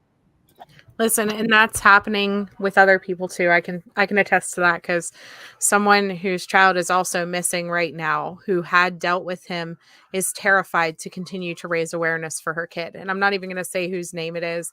I'm sure some of you may be able to figure it out, but she's terrified after watching what's happening on YouTube and watching all this drama to even reach out for more help now. And it's just disgusting because she's worried about her job and different things like that, considering that she can lose everything because of Jim. It's crazy. I just wouldn't give him that much power.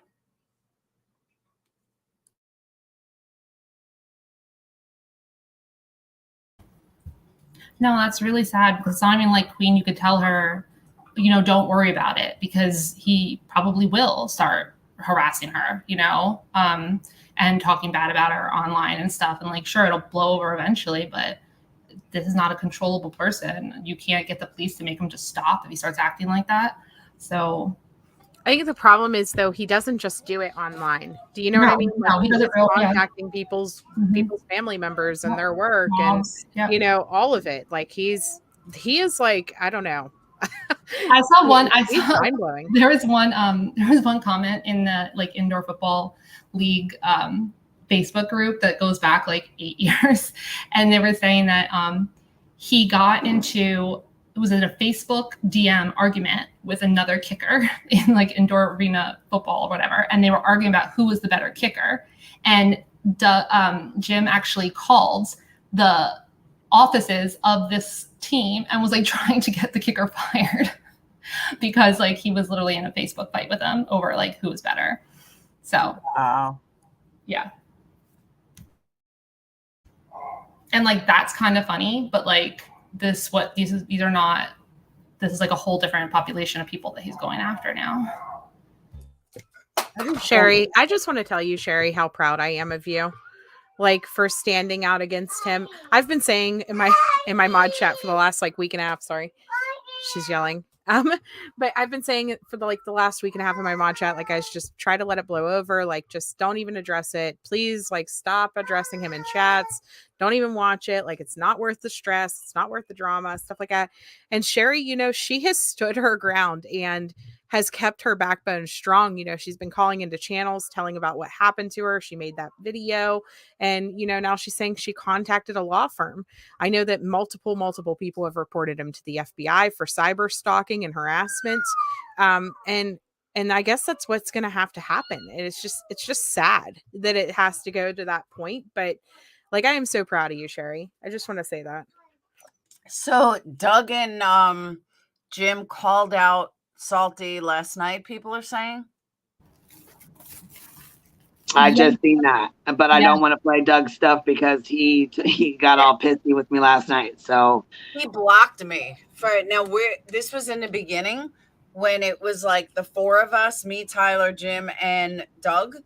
So Doug released his phone call, you know, Mr. I'm not about, you know, making money, would not let me play this call that everyone kept telling Jimmy needs to hear.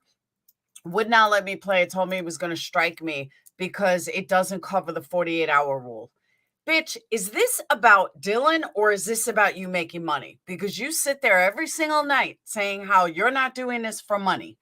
But yet then there you are saying that nobody can play your call. Like, I just can't with him. Yeah, I mean, when you have the family asking you to not talk, and you're doing it, you're not doing it to I agree. Find somebody. I mean, like that's just I would rather them not even pretend that they're like trying to solve a case and like just do your gross shock jock thing, like your chauvinistic pig type thing that you think is so funny and make money. Like just go for it. Just go big or go home. Like don't pretend that you're doing something useful in this world because you're not. Wait, they're saying it's on Tyler's channel. Tyler was bashing? I don't see Tyler bashing him, bashing Salt. I don't know. I just heard, I very, very briefly heard that, you know, that Salt guy, he put out the call of him talking with Ty and basically him fighting with this Ty guy and realizing that the Ty guy was making everything up and it was mostly coming from him and it was all nonsense. And it seemed like when he was on a panel at some point, I did not watch all of it, people were very resistant to him saying that Ty's stories were bullshit. Do you know what I mean? So I don't know if they were just getting used to the idea or something, but that's what I was kind of like, oh, now everything's gonna, you know, turn into like a big infighting because he went up there and he realized that a lot of the stuff is bullshit and insane and people aren't going to want to hear it because they're invested in it. Oh, Doug was bashing salt on Tyler's live. Okay, that's because Doug is so busy sucking Jim's, you know what. That's why. Tyler was not, yeah, I didn't think so. Doug commented last night on one of the videos that one of the girls sent me, and what did he say? He spelled it wrong too. He's like, this is D- videography, because he spelled videography wrong. Like, literally just like, this is bad. If you're gonna insult me, at least spell right. Right. Spell it correctly. If you want to, you can play that call real fast. I don't know if Laura got to hear it, but it starts at like 18 minutes in. The one that Sleuth Mom was talking about, the two calls that are spliced together. I think it's the one where she gets everyone on the phone. See, this is another lie that he's saying that, you know, the grandparents hired him. And Justin's sister sent the money to him. So that's who actually paid him. So that's who actually hired him. And they don't like Candace and they don't work with Candace. That is all a bullshit lie. They do like Candace. They are working together. They are getting along. Yes, she did, I believe, send that money to Jim for her parents, you know, on behalf of her parents and the whole entire family, including Candace as well, because that is Dylan's mother. Right. What happened was Candace and Justin were so busy searching and looking for Dylan, dealing with the police, trying to get the police to do stuff, whatever. And so, like, they didn't want a private investigator at first. They weren't even thinking or going that direction. But Grandma, whenever she was contacted, went ahead and hired one to try to do her part. She just wanted to help because she couldn't go be boots on the ground like Candace and Justin were. And so she was trying to help out. And Mom vetted him real quick after she found out that he was hired. And the communications that they had were just complete garbage. And so, you know, they were like, no, get this guy out of here. And they all just stopped talking to him. And he even says during that call, you know, why won't the police talk to me? Why won't you guys respond to me? Stuff like that. And it's because they weren't working with him at that point. Yeah, I thought that was definitely my impression. Like, even not knowing anything, like, you can kind of tell, like, that's what was going on in that call. And he was basically having a tantrum, and they were really trying to, you know, talk to him like normally. But he was kind of like freaking out. But he does it all the time. Like, he lies. Like, he said, that's why he tries to not give money back by saying, well, you're not the person who paid me. So, like, with, he said that Aiden Clune, his mother asked if she could have the money back, you know, for future funeral expenses. And he was like, okay, well, you know, that was given by a donor. So have them reach out to me and then I'll give it to them. And then he's like, and then I never heard. Okay. And then even with Candy Howard, who's in the chat, they had somebody who donated like the whole amount for them because he said, you know, I need $3,000 right now. And they had to bring up money and somebody like very kindly offered to do it. And so he said, I'm not giving the money back to you because you're drug addicts. You're going to use it on drugs. And he's like, I can only like give it back to the donor. But that was, even though the donor donated the money, it was Candy's dad who physically wired it from his bank account to Jim's bank account. So like he could have sent the money back to the bank account it came from. It's definitely just a thing that it's like a tool that he uses. Like, oh, well, this person paid me, this person didn't pay me, so he doesn't have to pay them back. Can Candace Howard come on panel and tell her story? Because I don't know it. We've invited her. Right?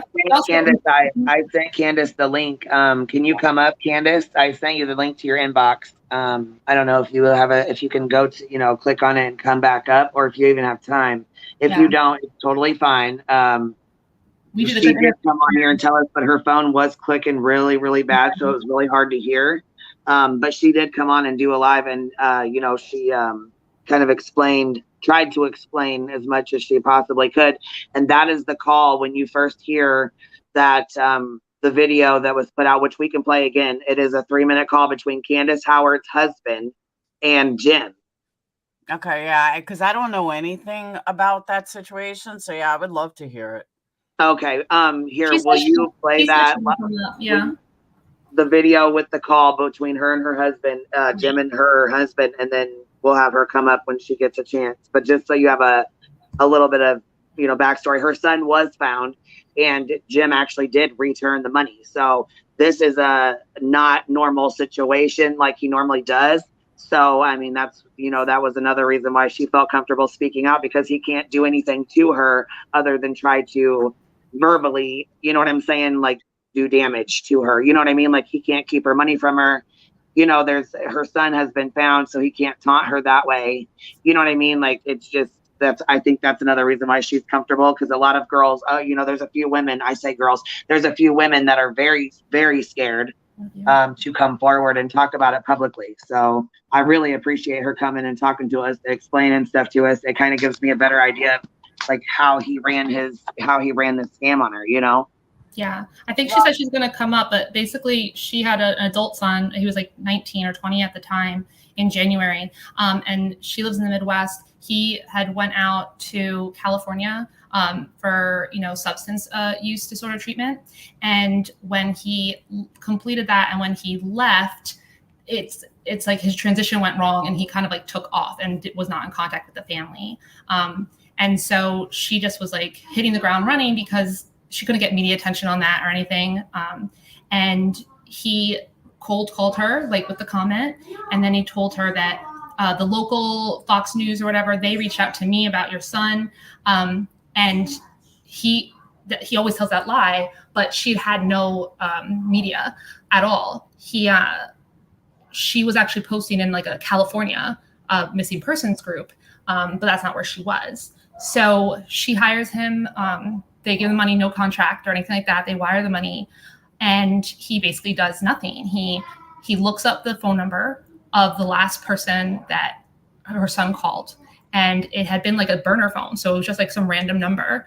But he was like, found the person who had that phone number registered to them, a girl in South Florida, like started stalking the girl's entire family, and had this like crazy theory that like he was with this girl. Eventually, Tabor just calls his mom, you know, after a few weeks. So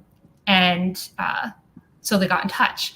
And that is when that phone call is happening, where they're basically like, you know, what is going on? Like, this is over now. You always gave us bullshit when we were calling you. You never told us anything except this false lead. And now, you know, my son's back, and he was creating a lot of horrible division in the family and stuff. And then as soon as they ask if, like, you know, do you think you earned that money? Like, we should get that money back. That's when he kind of flipped out. Oh, but Candy's here now. Well, Hey, Candy. I'm very glad you found your son, Candace. Thank you so much. I am too. That was a nightmare in itself. I can imagine. I'm a mother of 3 teens. I get it. Oh man, yeah. And then having Jim on top of it in the mix, it was just no parent needs to go through that. And luckily, I had found my son when we, you know, got cussed out like that. But had we not found my son, and I just can't imagine, like, it'd be a totally different situation. I can't imagine what Candace is going through right now. I agree. So he had nothing to do with your son being found. Not a bit. And that's why he returned the money? Yeah, I think he know. Well, my husband threatened to blast him on Facebook, and I had wrote up something on Facebook before he gave the money back, and he saw it. I think he was scared. He didn't want, anything Well, to and get around. didn't you guys say you were going to talk with a lawyer about possibly like deceptive, practices or fraud, or if there was some kind of charges you guys could press for him not doing the services that he had claimed or whatever under the pretenses that something along those lines, and then he paid you guys back, but either after he paid you or before you guys had that call together, which is the call I was going to pull up. That's the 3-minute call. Is that okay if we play it for Laura between your husband and Jim? Sure. Thank you. Yeah, let me get that.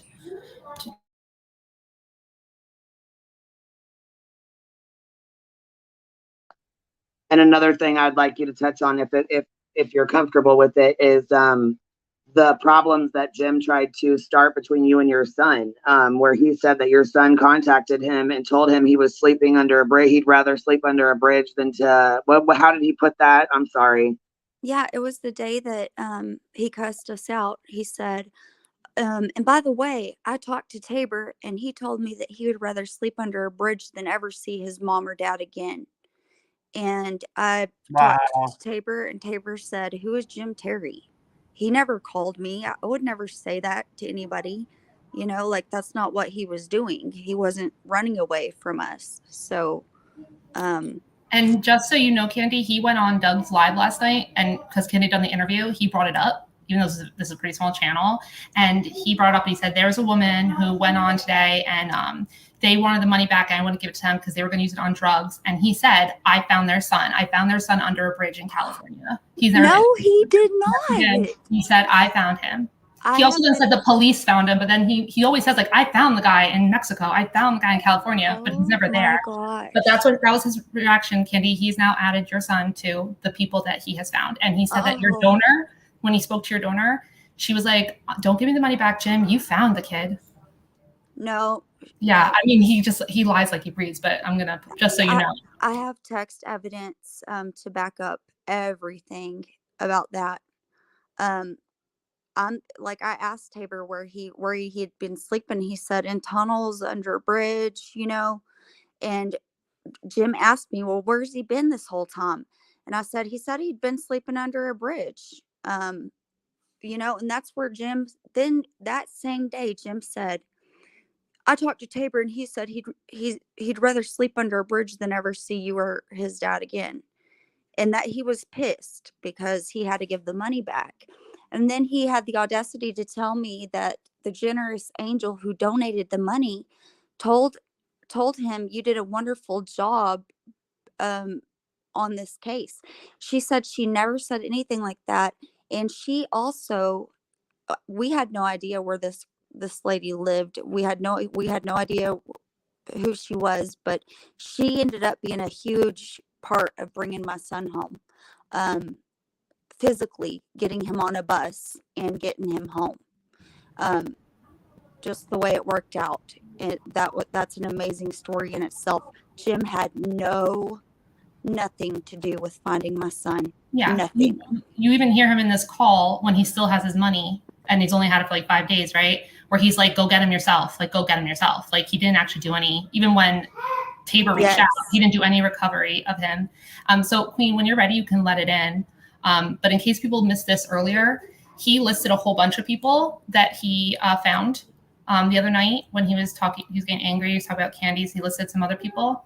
And we've, reached out to found like those families missing posts from way back when and reached out to the families. And it is completely a lie. Like, yes, he contacted them. In some cases, he was very professional and stalked them and harassed them. But he had zero to do with finding their loved ones whatsoever. So when he talks about his success cases, it's just him saying it. Yes, they're lies. Whenever you're ready, Queen, you just have to let it in.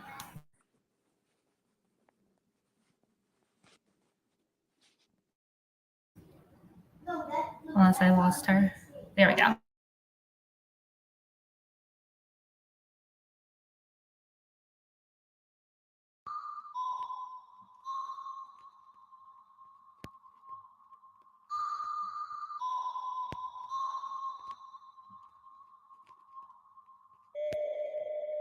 Hi, James. This is David. I'm Tabor's stepdad. I was just calling to see if are you done or? Well, I mean, here's the thing. I don't know. I mean, what do you need done? The kid is, from the conversations I've had with the family, what I said from the beginning was true. He was alive. He was out there and initially helped by that woman. He was taken to the train station. That's false, Jim. I mean, let me finish. Oh, well, false about what I said. He wasn't with the girl ever. The original person that helped him was the female. The one who we initially looked for, whose family was from South Florida. I'm not saying that he wasn't sleeping under a bridge, but he was gone for quite some time. The initial person that helped him the first few days. Okay. Am I wrong? You're telling me I'm wrong in that? I am telling you you're wrong. That's what I'm telling you. And I'm also asking, I mean, you honestly feel like you earned that money you took? I'm sorry, who is this? You're the stepfather, right? You're the Yeah, one that's yes. you're like a former crackhead or something. Oh or yeah, and drug you're a addict, right? fucking former football player. I seen you're a fucking No, kicker, I'm not a dude. former anything, partner. I have a career. You're a fucking drug addict. Oh, I am, bud. Okay. Listen, I've heard all about you. You've heard from fucking you've heard from Tabor's fucking stepdad. Get in the car that you don't have and drive out there and go get the kid. I do have a fucking car, dumbass. You ain't done shit, Jim. You ain't done a goddamn thing. Why don't you get in the car? Why don't you kiss my fucking ass? You ain't done shit, Jim. You're the biggest piece of shit I've ever met, dude. You're gonna be all over goddamn Facebook, buddy. Let me ask you, how much money did you pay for me, sir? How much money? $2,700. You didn't pay shit, you did. I just fucking said it, you fucking douchebag. Exactly, because I fucking just sit here and listen. I expected you to do your goddamn job, Jim. I'm going to tell you what the boy's father said. He wants nothing to do with his mother, and he obviously wants nothing to do with his father. I don't even know who the fuck you are. I don't know who the fuck you are, Mr. I'm fucking goddamn fucking Dan Marino motherfucking fake ass bitch. Oh yeah, if you're smart, you come over here and suck my ass. Who the fuck you think you're talking to? Yeah, I seen your little pussy ass fucking football fucking shit on Facebook. You ain't knocking shit out. Suck it, Jim.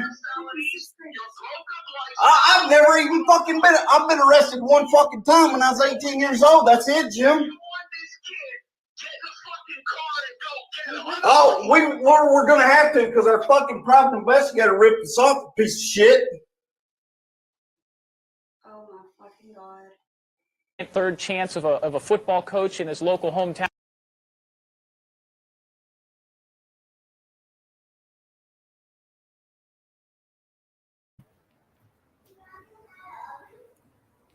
That is like very quotable. As it's a very upsetting. It's very upsetting, but since I've heard it a lot of times now, there's like a lot of very quotable lines in there. Dave makes me laugh. Oh yeah, my husband, he, and I think Jim has never really met somebody who can go toe to toe with him in a word battle. And for Jim to be the one to hang up on my husband, that speaks volumes. There's a reason Jim won't mess with me and my family. Your husband was being so polite, and then he says, he doesn't even say like, give me back the money, he's like, are you done? And he's like, do you honestly think that you earned that money? And he immediately goes, oh, who is this? You're a crack addict. Yes. Why don't you have your kid come home and you give him drugs? Like immediately. Yes, unbelievable, And it's right when you speak about money, right when you talk. I'm sorry, who is this? Oh, you're a crackhead. Like, no, my husband's never done crack. We've never seen what crack even looks like. But how do you say, even if he was a crackhead, how do you say that to the parent of a missing child? I don't get this. I've said this to him when he was going after Candace Cooley. Like, I don't care what she's done. She has a missing child. Unless you're a mother or a father or even a step parent, you have no idea what that's like. And thankfully, knock on wood, I don't know what that's like. I couldn't even imagine what that's like. But the last thing I would want is somebody trashing me for, this or that, because at the end of the day, I still have a missing child. And I've stated that over and over and over.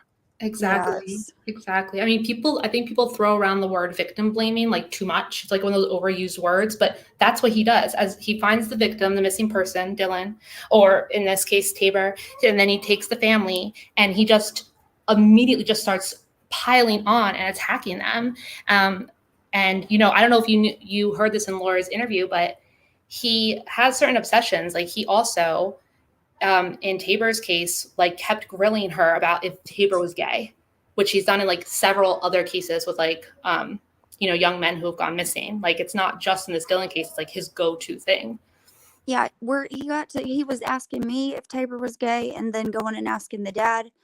his dad if Tabor's gay, and then asking me again. Like, it's like, dude, take my word for it, okay? Like, take my word for it. I'm his mother. I know. But I think what it comes down to is he thinks that we still live in a world where that's like a huge ordeal for people. Yeah. And so it's like a personal attack almost on the victim or on their families. Like, oh, just so you know, he ran away because he was hiding from his sexuality. And it's like, for most individuals, I will say there's probably still some people that's a big deal for, but for most individuals, it's just a non-issue. And so that doesn't work anymore.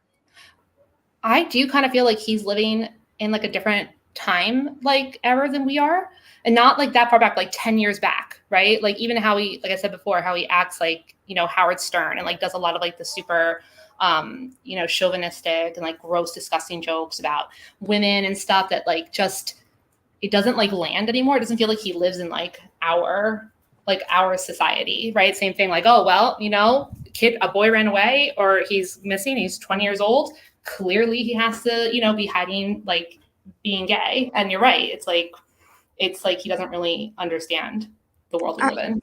It really makes me think that he himself is gay and he hasn't come out of the closet. I mean, no sane person just sits here and just talks about gay, says the word gay every single day, unless he's hyper focused on homosexuals, and there's a reason for that. He's also hyper focused on the drug use, and Yes. as Grandma Sherry said in the chat, the militia thing, I've heard him bring up militias in 3 different cases, that the boy ran away to join a militia. There's not all these gay kids running away to join militias. And then he just comes in and he says, this is what it is, and just states as a fact, and then just goes on and tells the rest of the world that he solved the case. Yes, I cannot believe he's saying he solved ours. He must have not. I don't have him blocked on Facebook or anything, and that's where I have everything, all the dirt on him. I just can't believe he doesn't think I'm speaking out. Guys, Sleuth Mom and Frank, if you're still here, I just want to tell you I've been talking to Salty, and I said to him, I heard you were trashed by Doug and Jim last night. And then he said, let me show you something. Do you know how many hours I've had one-on-one conversations with Kurt? See for yourself. Yes, bad, but I know the real truth. And I said, Frank is running his mouth. I was like, Frank, he was fooled by Jim too. He said, me and Kurt spoke for 2 hours this morning. I said, I was going to call you after this panel. He said, I was fooled. Yes. I wish I could apologize to Frank and Sleuth. I said, you can. He said, I'm deeply sorry. I said, come on panel. I'm on it. I said, oh my God, they'll be so happy to hear this. Yeah, So send him the link. Tell him to come on up. And then he said, I'm working on something right now, short notice. If you can let them know I never meant any harm. I said, I will, but can you come on panel for 2 minutes? He said, on my son, I swear on my son, I didn't mean any harm. I fucked up and I'm sorry. Yeah, it's good. It's definitely good that he said that. You know what I mean? It would be nice to hear it from his own mouth, and that way, he's done a lot of damage, as you can tell. So I really appreciate that he did apologize to Sleuth Mom, but I think, like I said, it would be better for him to say it. You know what I'm saying, to her. You know what I mean? I agree. Or at least just, like learn the lesson, because honestly, you didn't have to go and travel out there and talk to this guy for 6 hours to know that these stories about him, like holding people captured, tied to like pegs in huts in the desert, was ridiculous, right? Like you didn't have to go and like prove it yourself. So hopefully next time, like if he doesn't believe the next conspiracy that comes along, that will show that, to me, that would show that he learned something from it. I think he does feel bad. I'm sure he feels bad. He probably feels stupid. He does. He definitely does. And that's what I'm saying. Like I've, had personal interactions with Salty, and I knew that he was fooled just like a lot of people were fooled. And, I didn't want him getting this bad rap because of it. And that's why I reached out to him like, hey, you need to come on panel. And because he's not like Jim. He's actually a pretty good guy. I was going to have Good Egg share his video, because he did a video, but he took it down. So the only thing I have are the screenshots that were sent to me like of his video where he basically said that he sat down and spoke with Kurt and there was no fight. Jim said that there was a fight and he made it sound like there was some big ordeal on Tyler's channel and that they got into a huge fight and that never happened. He said that's false. That never happened. He said he spoke with Kurt and Kurt actually genuinely does care for Dylan. You know, I don't know. Like I said, it would be nice for him to be able to say it to the girls himself. I agree. Give me 1 sec. I appreciate that. Again, yeah, it'd be great to hear from his own mouth, but I do appreciate you reaching out to him about it and things like that. I can't speak for my community, but I do say that Sherry says that she accepts his apology. So that's a step. Are you guys there? Yeah, I think we have Salty here, right? Is it you? Yeah, I'm here. Salt? Yeah. Yay. Can you guys hear me? Can you guys hear me? I'm like using the cheapest headphones. We can hear you. Okay, yeah, I'm here. Thanks for coming up. Yeah, thanks for having me. Ruth Mom is on panel with us. So you can say Hi, what Sleuth. you said to me. Okay, I got my Are you earpiece here, in. Sleuth Mom? Yeah. Hey, Sleuth, how are you? Hi, good. Sorry, I got my hands full. So I just wanted to come on and let you know how sorry I am from getting involved and doing these videos and trashing you, and so I want to apologize from my heart and let you know that I'm sorry. I do appreciate you saying that. I know that it's not just me who was affected.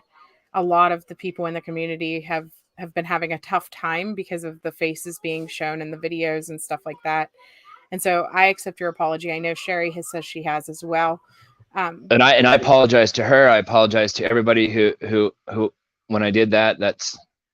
I think I was on a wild goose chase and just throwing out stuff to see who catches or whatnot. But it was all done in the wrong intentions, and I apologize. And I kind of got away from all that. Oh, thank you for saying that. Thank you. And you were just like a lot of people were. And, you know, people think only a girl can get fooled, but no, guys get fooled too. Oh yeah, and it's really when you're really passionate about something, you can get into it, you know, make your, you know, have an opinion and not think twice about it until you are actually out there and speak to the people who are involved, and then you're like, wow, you know, I really was almost bamboozled. You know what I mean? Like, and that's how it was. I had to go out there and see for myself, and then after talking with Kurt for long hours and meeting Ty, I was just like, wow, I might have been punked. Yeah, and see, I was going to play your video, but it's gone. It's not there. So I only had screenshots that someone sent, and I didn't want to be disrespectful and put them up if you didn't want them up. You know what I mean? So obviously you took it down for a reason, so I didn't want to.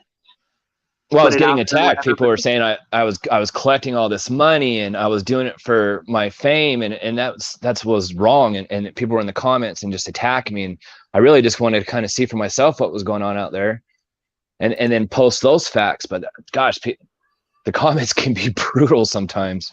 Yeah. I have a question, Salty, just so that I can have some peace of mind and some clarity. Were you the one who was trying to pull my information, or was it Jim sending you names to look up? No, the whole thing with the whole $500 reward, and I'm sitting back on the couch watching this on the channel and think, wow, that's kind of like a challenge that I would like to take. And then that's where it all started. I didn't go into pull your information. I don't even know who you are, to be honest, or who Frank is. I gave up on that and walked away from it. That's not the drama that I wanted to go down. It steered away from Dylan. It steered away from the case. I set it to a side. I'm glad that you're here right now. And I'm glad I'm here so I can apologize. There's some random lady getting harassed in Blair, Nebraska that I'm concerned about who she may be. And I wasn't sure if you knew who he's directing to, or I walked away from this a long time ago. I think the last time I was on this show with Laura talking about it, that was the last time. I knew I was wrong. I was wrong to begin with. It was just down little trails trying to piece things together and then running with it. So I knew I was wrong. I apologize. I walked away from that kind of part of the drama. My main focus was just Dylan. I live out here. I wanted to go there and see for myself. Yeah, that's That's it. understandable. Then you were just trying to help the case and figure stuff out. And I Well, can vouch for that because we had conversations, and he even after that live, and he was like, you know, I need to go out there because this is not the road I want to go down. I'm not about spending all my time looking up Sleuth Mom or Frank or who any of these people are. Like, it's just, I want to find Dylan. I want to genuinely help Dylan.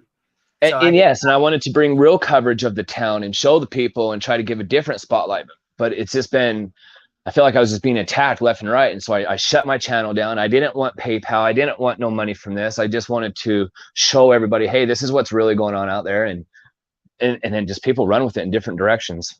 That's another thing. Somebody brought up something about $500, and I'm like, I have been working close with him. I said, I've been gone all weekend, but he's never asked me for a dime.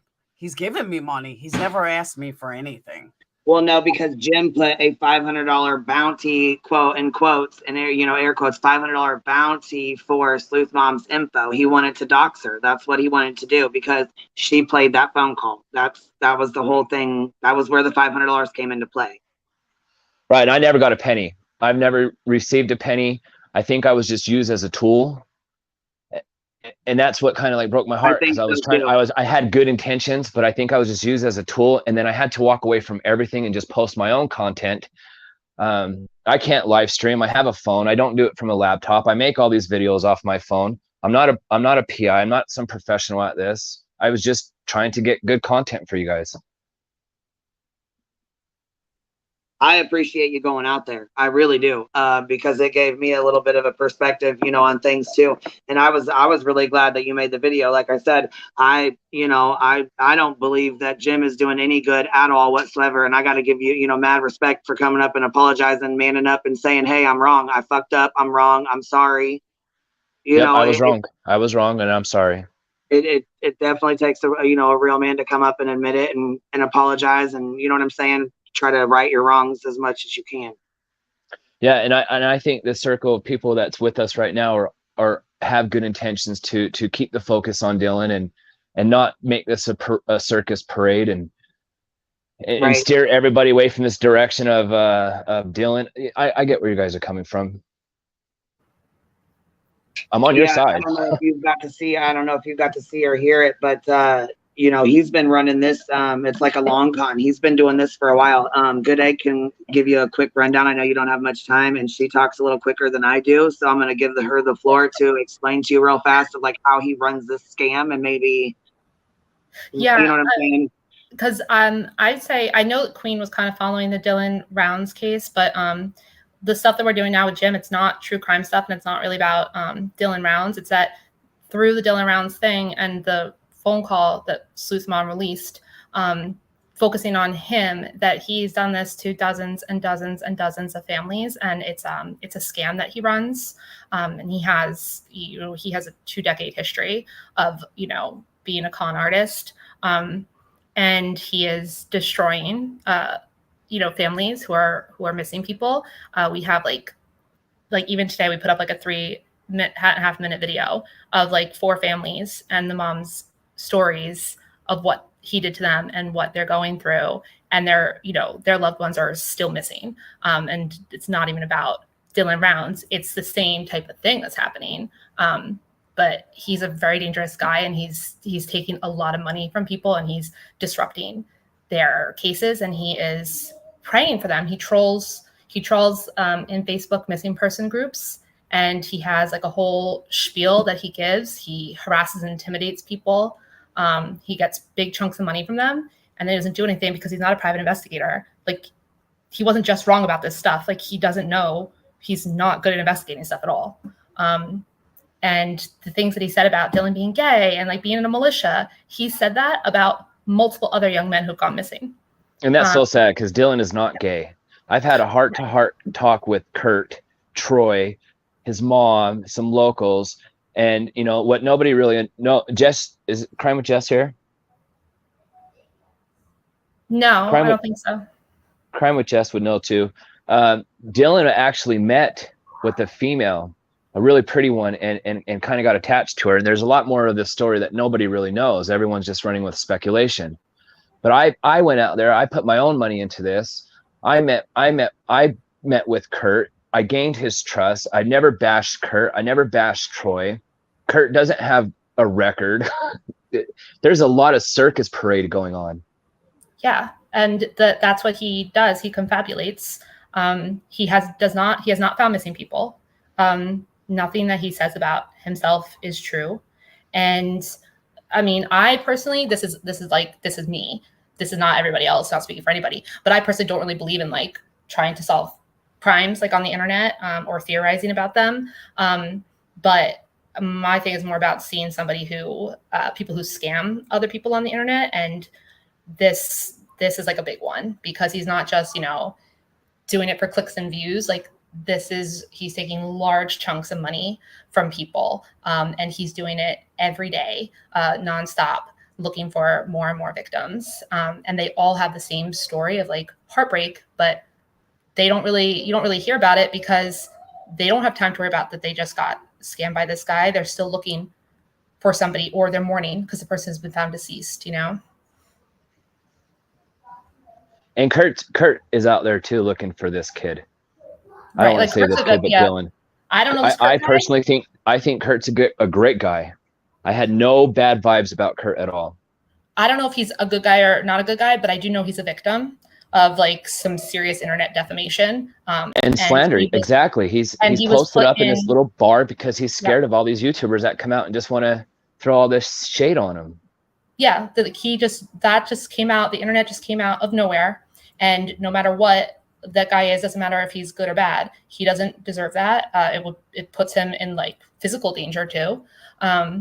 And I saw what was like, I don't know him. I don't need to go and like find out if it's true. As soon as we see people doing these patterns of like bringing up these crazy conspiracy theories and like whipping people up into a frenzy about some people being pedophiles or doing this or doing that, like it's like our job to take a pause and like step back from that. Because being wrong is like the consequences are really, really high. I agree with you. Yeah. But yes, thank you, ladies. Yeah. Thank you, ladies, for having me here and giving me the chance to apologize. Absolutely. I appreciate you coming up. I mean, like I said, it takes a real man to come up and admit you're wrong and apologize. And like I said, that's mad respect. I appreciate it. I would say, like, I'm sure Sleuth Mom is, you know, the apology was important, but I understand that you are getting some heat now and like you shut down your channel, but as much as possible now that you know the truth, like maybe feel empowered at some points to go as hard at debunking untruths as you were. That's my next, exactly. That's the next path I'm doing, is the debunking. We've all you're welcome to use any of my videos. I know I've had people say don't use their click. You're welcome to use anything. No, use our available. Videos. Yeah, absolutely. Use whatever you want to use. It doesn't, whatever. We just want to put the word out so he doesn't do this to other families and other people, you know, who have missing children and family members. It's awful, awful. And that inspires me more to want to get involved, is to stop this rumor trade, debunk all these rumors. I feel like I'm the closest one out here that goes to Montello to try to report on the facts, not to sit here and talk about Kurt in a dress, or, you know, to keep those type of viewers in suspense. No, I just wanted to report on the facts. That was it. And that's why I knew you were a good guy. I appreciate that. When did Doug say that he was stepping away from drama? Yesterday on that channel, I think they did an interview with there was a live stream with Doug and Tyler, Black Dove, and they just wanted to make it all about Dylan now and put a truce to this and call ends to all the drama. Wow. Yeah, I know Tyler does, but Doug, come on now. I think Tyler's great. I do too. That's what I'm saying. He's been the most level-headed, doesn't steer in one direction. He's just thinking this out for himself, and he's getting attacked now. Is he really? Yeah, I gotta call you. I don't know what's going on. But no, Tyler's great too. I agree. Totally agree. Yeah, it's that people are getting attacked for this. And then, you know, there's something else I wanted to bring up as well. I know that Jim is real big on saying about, you know, with Sleuth Mom in this call, and he's saying that he didn't know he was recorded and this, that, and the other. Actually, yes, he did. He did know. He told Dylan Rounds' family, when he started with them, he told them to make sure they recorded all of their calls, recorded all of their calls with him included, and the police station, etc., and that he wanted to be on them or to record them for him. That he also, you know, was well aware that he would be recorded, and he was in agreement with that. That was fine. He didn't have any problems with that whatsoever. So when the video came out with Web Sleuth or Sleuth Mom, whenever she put the video out, he's like, I didn't know I was recorded. I didn't know I was recorded. Yes, he did. Yes, he absolutely did. And he was the one who told the family to make sure they recorded all of their calls and make sure they recorded everything that they did and all the conversations they had in regards to Dylan. So that was a big fat lie. Wow. Well, NorCal. Yeah, the money, the $33,000 check. That everybody said that he had that money, that it was hiding. He was hiding it and stuff. That's a lie too. When he got that money, went to the bank. The check went to the bank. When it cleared, he paid for farm equipment, things that he needed to pay, bills, etc. You know, the rest of it is still sitting there. His mother didn't take it. No one stole it. It's not hidden in a safe. It's not hidden out on his property. You know what I'm saying? I've heard so many rumors and so many things I just want to make sure that we put facts out there. It's misdirection. There's a lot of rumors. 95% of it is rumors. I spent 3 days out there. Laura, you know my conversations with Kurt. There's proof to you. I've listened to Kurt. There's a whole different narrative than what's being told. The drama is somewhere else. The real story lies with Kurt. He knows what's going on. Ty Corbin is not credible. Do I think he might be a good guy? Sure, but I know things that's not being told. Oh yeah, I could tell right away. There was things, you know what I'm saying? It was like a lot of half truths. There were things that he wanted to say, but he wasn't willing to say everything. You know what I mean? Like there's a lot more to Ty. He makes himself look good. He don't want to admit his mistakes. I can admit my mistakes. While making everyone else look like shit. Yes, but he's not really coming clean with who Ty is too, and he's making himself like the savior of Montello. But there's more to Ty than what people know. Yeah, and I mean, I don't know about Kurt one way or another. I can't really speak on that because all I know is what I've heard. I have not spoke with him myself, but I do speak with someone who is very close with the family. So I have been making sure to ask if they're facts, or, you know, like I said, I want to make sure we put out facts. I don't want to keep putting out any kind of rumors, and I would like to, you know, like I said, and if you can do that as well, that'd be amazing, to debunk the bullshit that he's putting out there. Because, you know, Dylan's mom already, and these, as you talk to Kurt, they already, you know, they're searching for Dylan. They're already dealing with enough. They don't need to be harassed and talked to like crap, talked about, fighting rumors online while their son's missing. You know what I'm saying? That should be the least of their problems. I agree with you.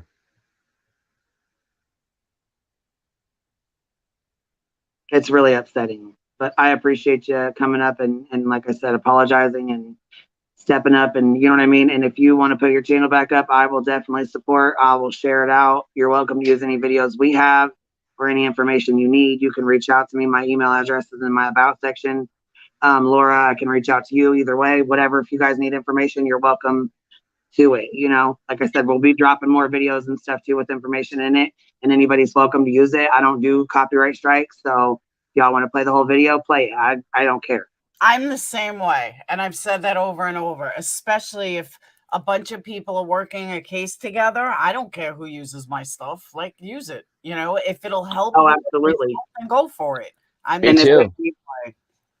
If it keeps him from, you know, going to another family, or if a family, you know, if he does go to a family, they have the option to type in his name and at least have, you know, be able to see what he's done to other families, the things he's said and the things he's done. You know what I'm saying? Because when you look him up, it doesn't, nothing bad pops up, which is how these families, they, you know, he does this cold call and he'll reach out to them and say, the media told me to get with you. The media told me to get in touch with you about your son or your daughter or your family member. I can help you for a flat rate fee of $4,500, and you can send me $3,000 now, talk with your family, and then let me know, you know? So then they pay him, and he doesn't even leave his couch. One family that he supposedly was trying to help, he had called the media and he had cussed them out. And he had cussed them out up and down and was saying like racial slurs, homophobic slurs. He was being horrible. It was so bad, the media refused to work with this family.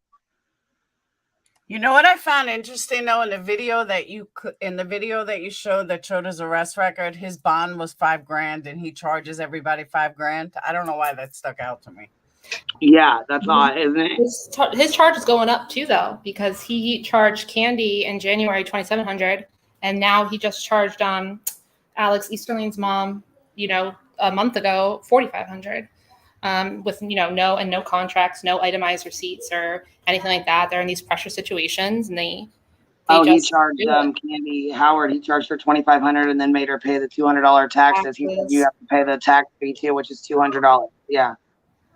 See, I just don't understand why anybody wire money without a contract. Maybe that's my business head, but that to me would be a scam. If you don't give me an itemized contract of what you're going to do for me, what this money is for, I would tell you to go, take a long walk off a short pier. I can't imagine. I guess when you're desperate, you don't care. Yeah, they're a perfect situation because number one, these people are absolutely desperate. So even if you had a little bit of a debt, it's not like you're buying a car, right? So even if you have that little bit of doubt in your mind, like even if I've had people talk to people where like we really felt like it was off and like he was kind of scamming us and it sounded too good to be true. But when it comes down to like, shelling out $2,000 and then maybe your kid does show up in 2 weeks, it could see, and then he does this, he reaches out to a lot of people. So, he has to do it a lot in order to actually get clients, because you're right. He probably does not land most of the people he reaches out to. That's crazy. Well, I just want you ladies to know I'll be in Montello next week. I'm trying to, Kurt wants to share his side. He's done his best with Crime with Jess, but I think he has more to say. And I'm going to go out there and try to help him to do that. But he has trust issues with who he can trust, what channel. But he has a lot more to say. And we're going to sit down with Kurt. I am. And then try to find a channel so he can share his word and clear some of this up. Yeah. And let me know if does it look like a normal place out there? Or is it like this Mad Max world with like all the holes and the shacks and like absolutely not. Yeah. You kind of get the wrong impression when you hear all these rumors and hearsay. Roving bands. And so and you start to paint a picture in your head what it was. And that's kind of how my impression was when went on my way out there. I didn't know what I was getting into. I didn't know if I was going to end up in a hole. So of course I'm going to be scared. Or a little cautious.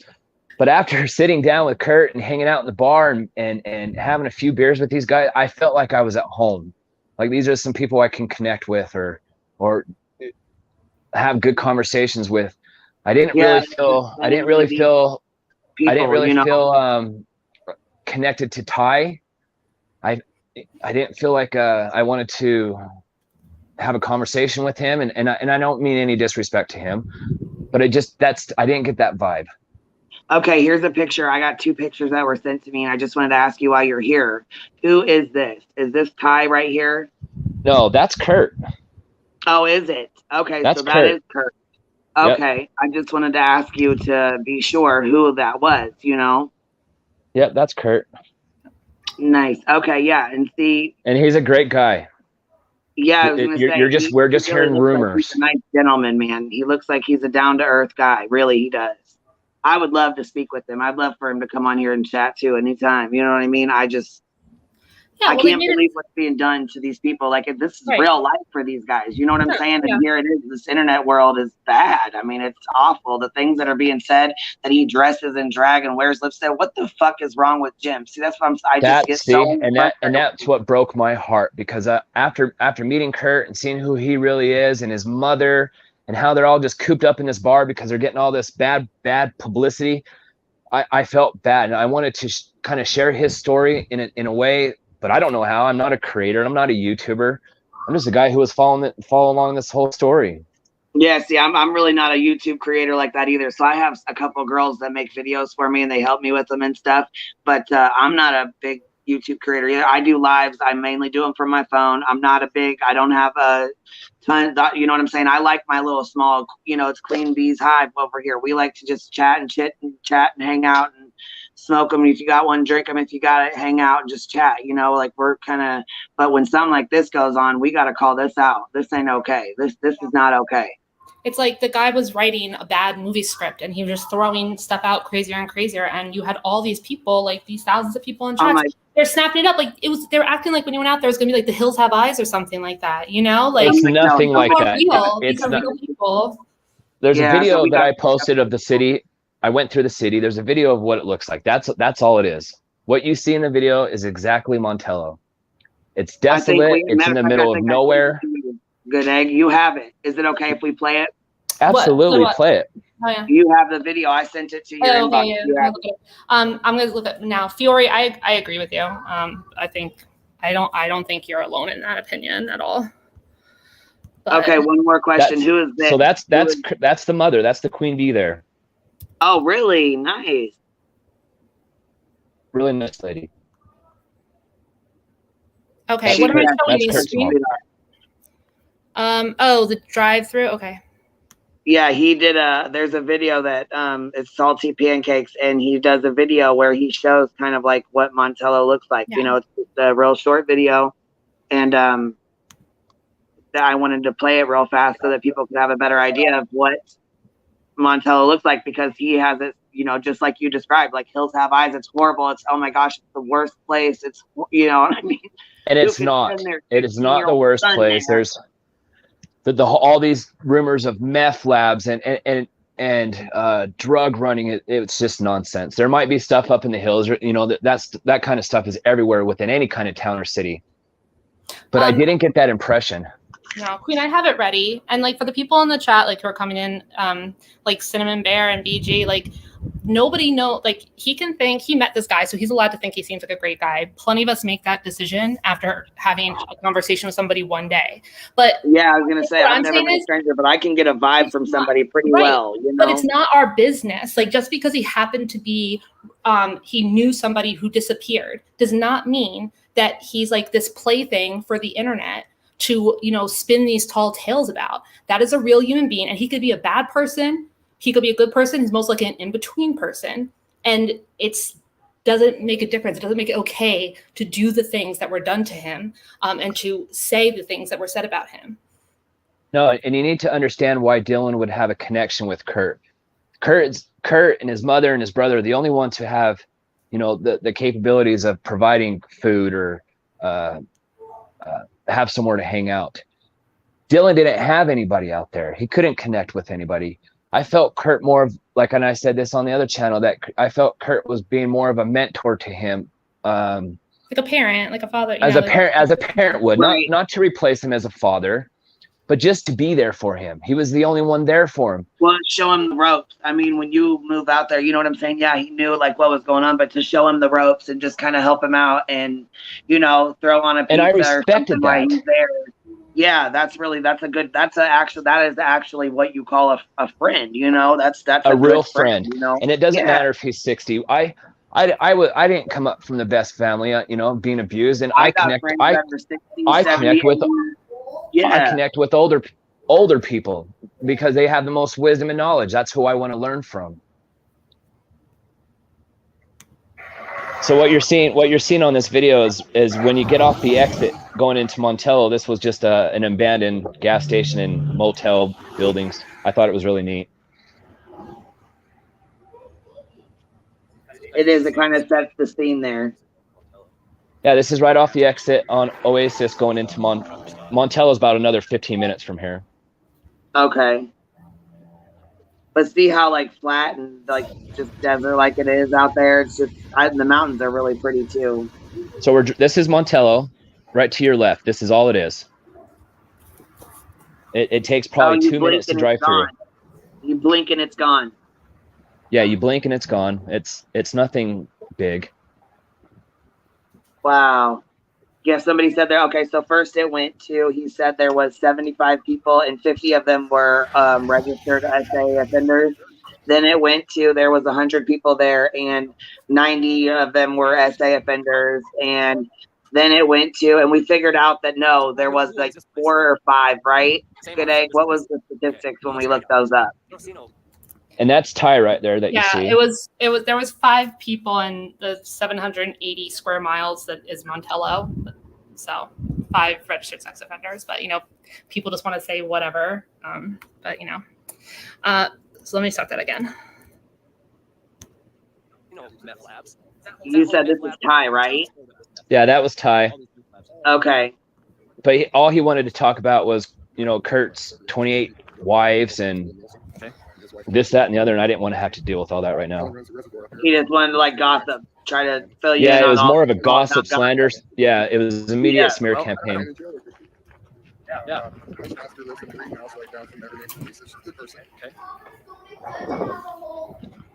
So here, I'm just taking a tour now. This is all the buildings there is. This is their main street. The locals are really sketchy about anybody who comes through. Here's Kurt's bar. Yes, it's not open all the time. I understand why. It's expensive to keep a place like that running. It's really cool. Oh, that's really cool. I like that. That's pretty neat.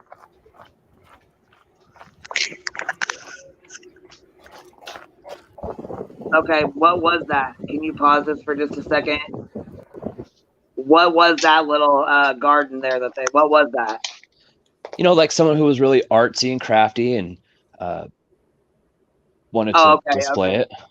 I just didn't know if someone had passed away and they did that as like a like where they make something like a, you know what I'm saying, a memorial where they put together and make it real pretty and right. No, it looked more like a creative artist wanted to display their work. Nice. Okay, go ahead. I'm sorry. I didn't mean to interrupt. So I'm on the outside of town, going back south, showing that this is it. This is the town. There's nothing to it. This is the back streets behind the town. There's no paved roads.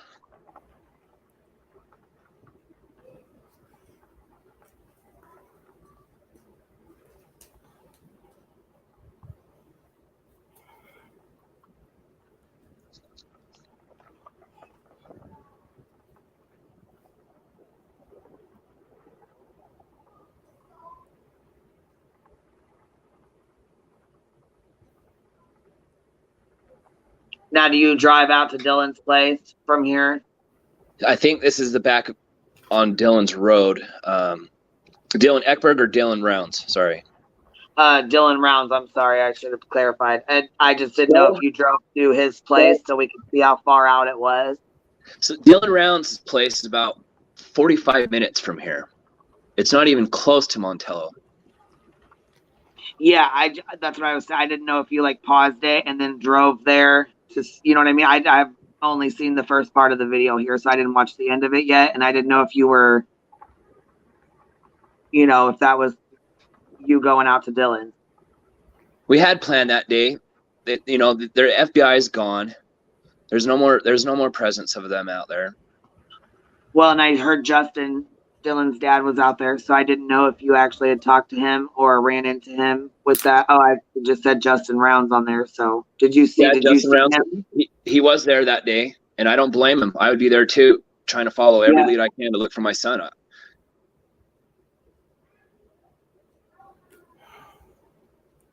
So did you talk to him that day? Were you like when you were there? No, I was kind of spooked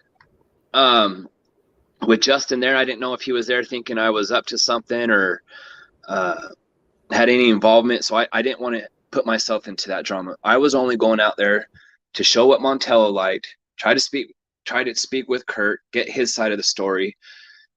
And that was it. I didn't want to interfere with Justin or what he had going on. That wasn't my intentions. Yeah, I just didn't, because it's so small. I mean, like I said, if you go to the bar, you go anywhere else, you'll run into somebody. You're bound to run into somebody. So I just didn't know if you had, crossed paths with him, if you had talked to him, if you had seen him, anything like that. Now that I look back, I wish I would have, but no, I didn't want to inject myself into what he was going on at that day.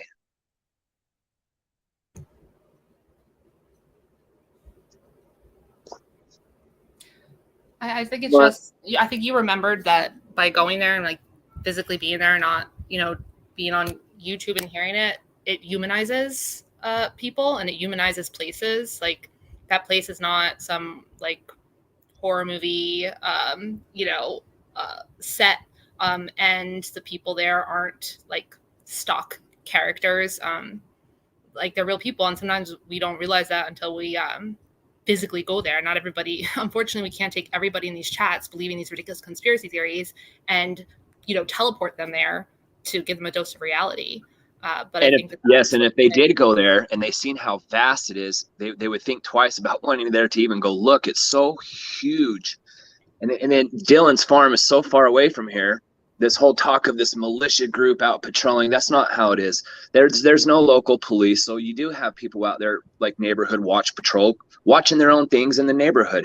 You can't blame them for that. But this militia that would be out and loose in and roughing up people, I don't see that happening at all. It's too far away, too many dirt roads. It's just too much energy to put that much effort into it. I was laughing at that because I'm like, well, there's only like 200 people out there over 780 square miles. So there's a group of people who are stealing from people, like, the 4 houses, and they're in a band in the desert. And there's enough of them that there's a band of vigilantes in the desert. And there's still enough people left over who try to go out in the desert and run into like these bands of vigilantes. Like it literally didn't make any sense. No, it's also a depressed area. I mean, people there might not have much money. There could, in an area like that, there could be more drug use. Like that's true. But it's not what people are making it out to be. And Jim he just says really insane things, and it's scary that he gets more people to believe it. Right. They're not monsters. It's a good small town with folks who just want to be left alone. They want to be retired. There's no drug lords out there. It was just all rumors. Yeah. It's usually, but Queen, it's honestly like it's almost always how it goes. What I've noticed in these true crime, when people start following cases, like I remember just seeing from watching you the stuff that was coming out of the Summer Wells thing, and the things that people will say. It just seems like it goes that way every single time.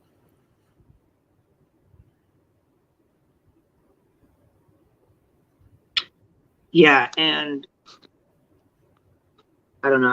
I feel really bad for these families and these people because, like I said, it's their real life. I mean, this really, truly affects their real life. Mm-hmm. Forever, too. Like, yeah, things will die down. And then if you have people going out there, imagine something does happen, right? Okay, so say something does happen.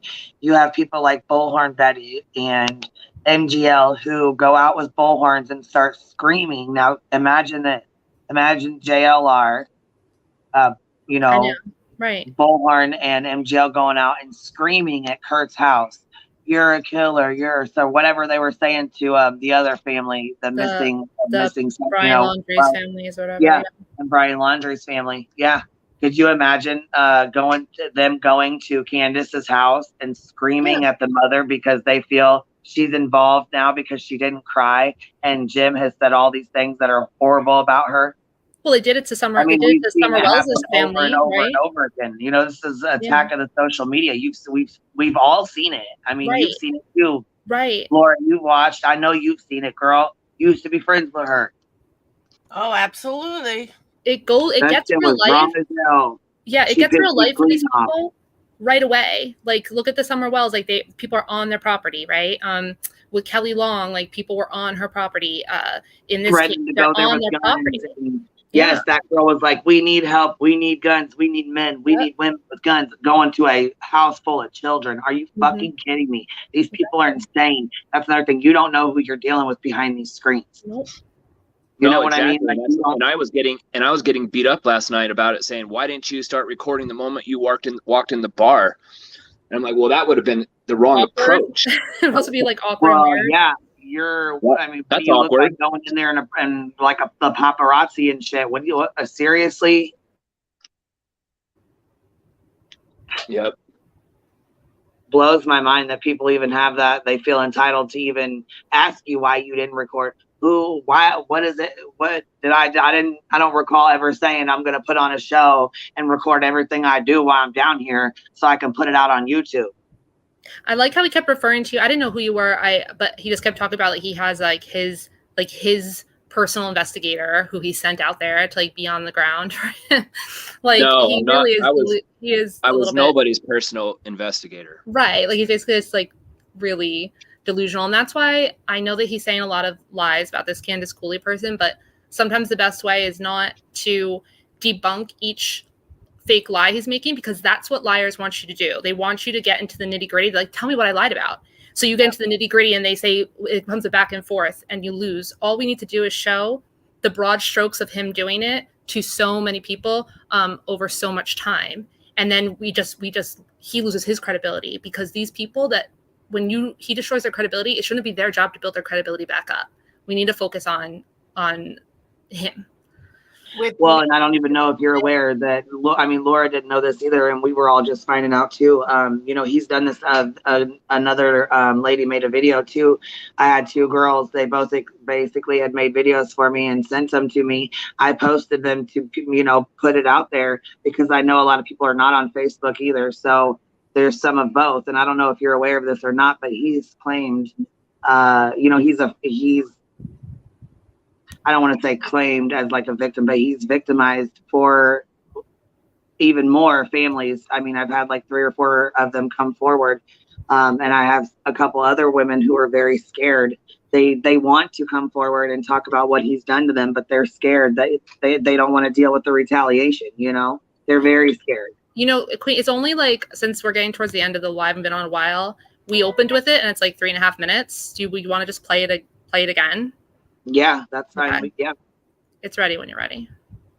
Before you play that, let me just go. say, one of the things that did it in for me was learning how he basically shops around to the better or the biggest YouTube creator that can get his voice heard.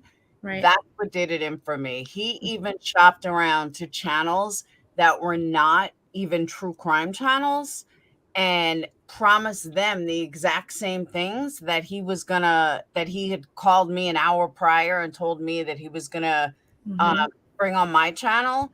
And he completely shopped it around till he found like the highest bidder or somebody that was around. That's what did it in for me. Yeah, I heard him talk about that. He was telling creators like, oh, somebody looked at my analytics, and then when I'm on panel, it ups you 20%. So you should get me on your panel. Like, well, I was told the same thing. Like, all this information that you have, you could go sell it for $20,000-$30,000. And I'm like, whoa, hold on. This is never the intention for money. Wow. When did Dylan's disappearance ever become about money? Well, it was always about money for him. But yeah, you'll see this. Hold on.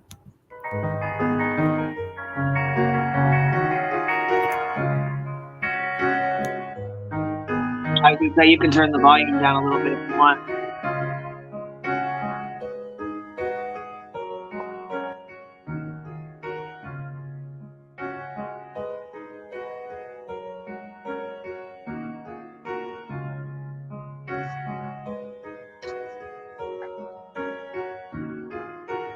So these are actual families that he has contacted and done the same cold call where he tells them the media got in touch with him and he can help find their family, et cetera, et cetera.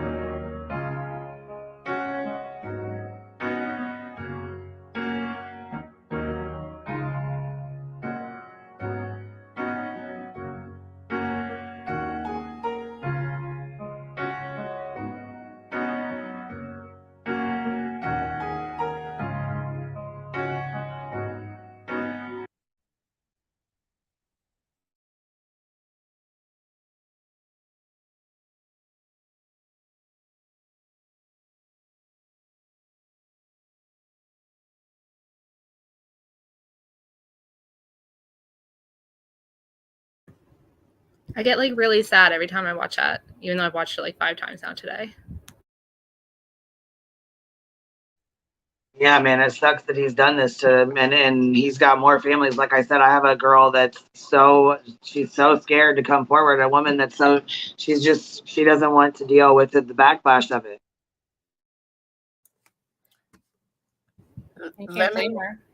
Let me just be prepared. Jim's gonna trash me next. Watch.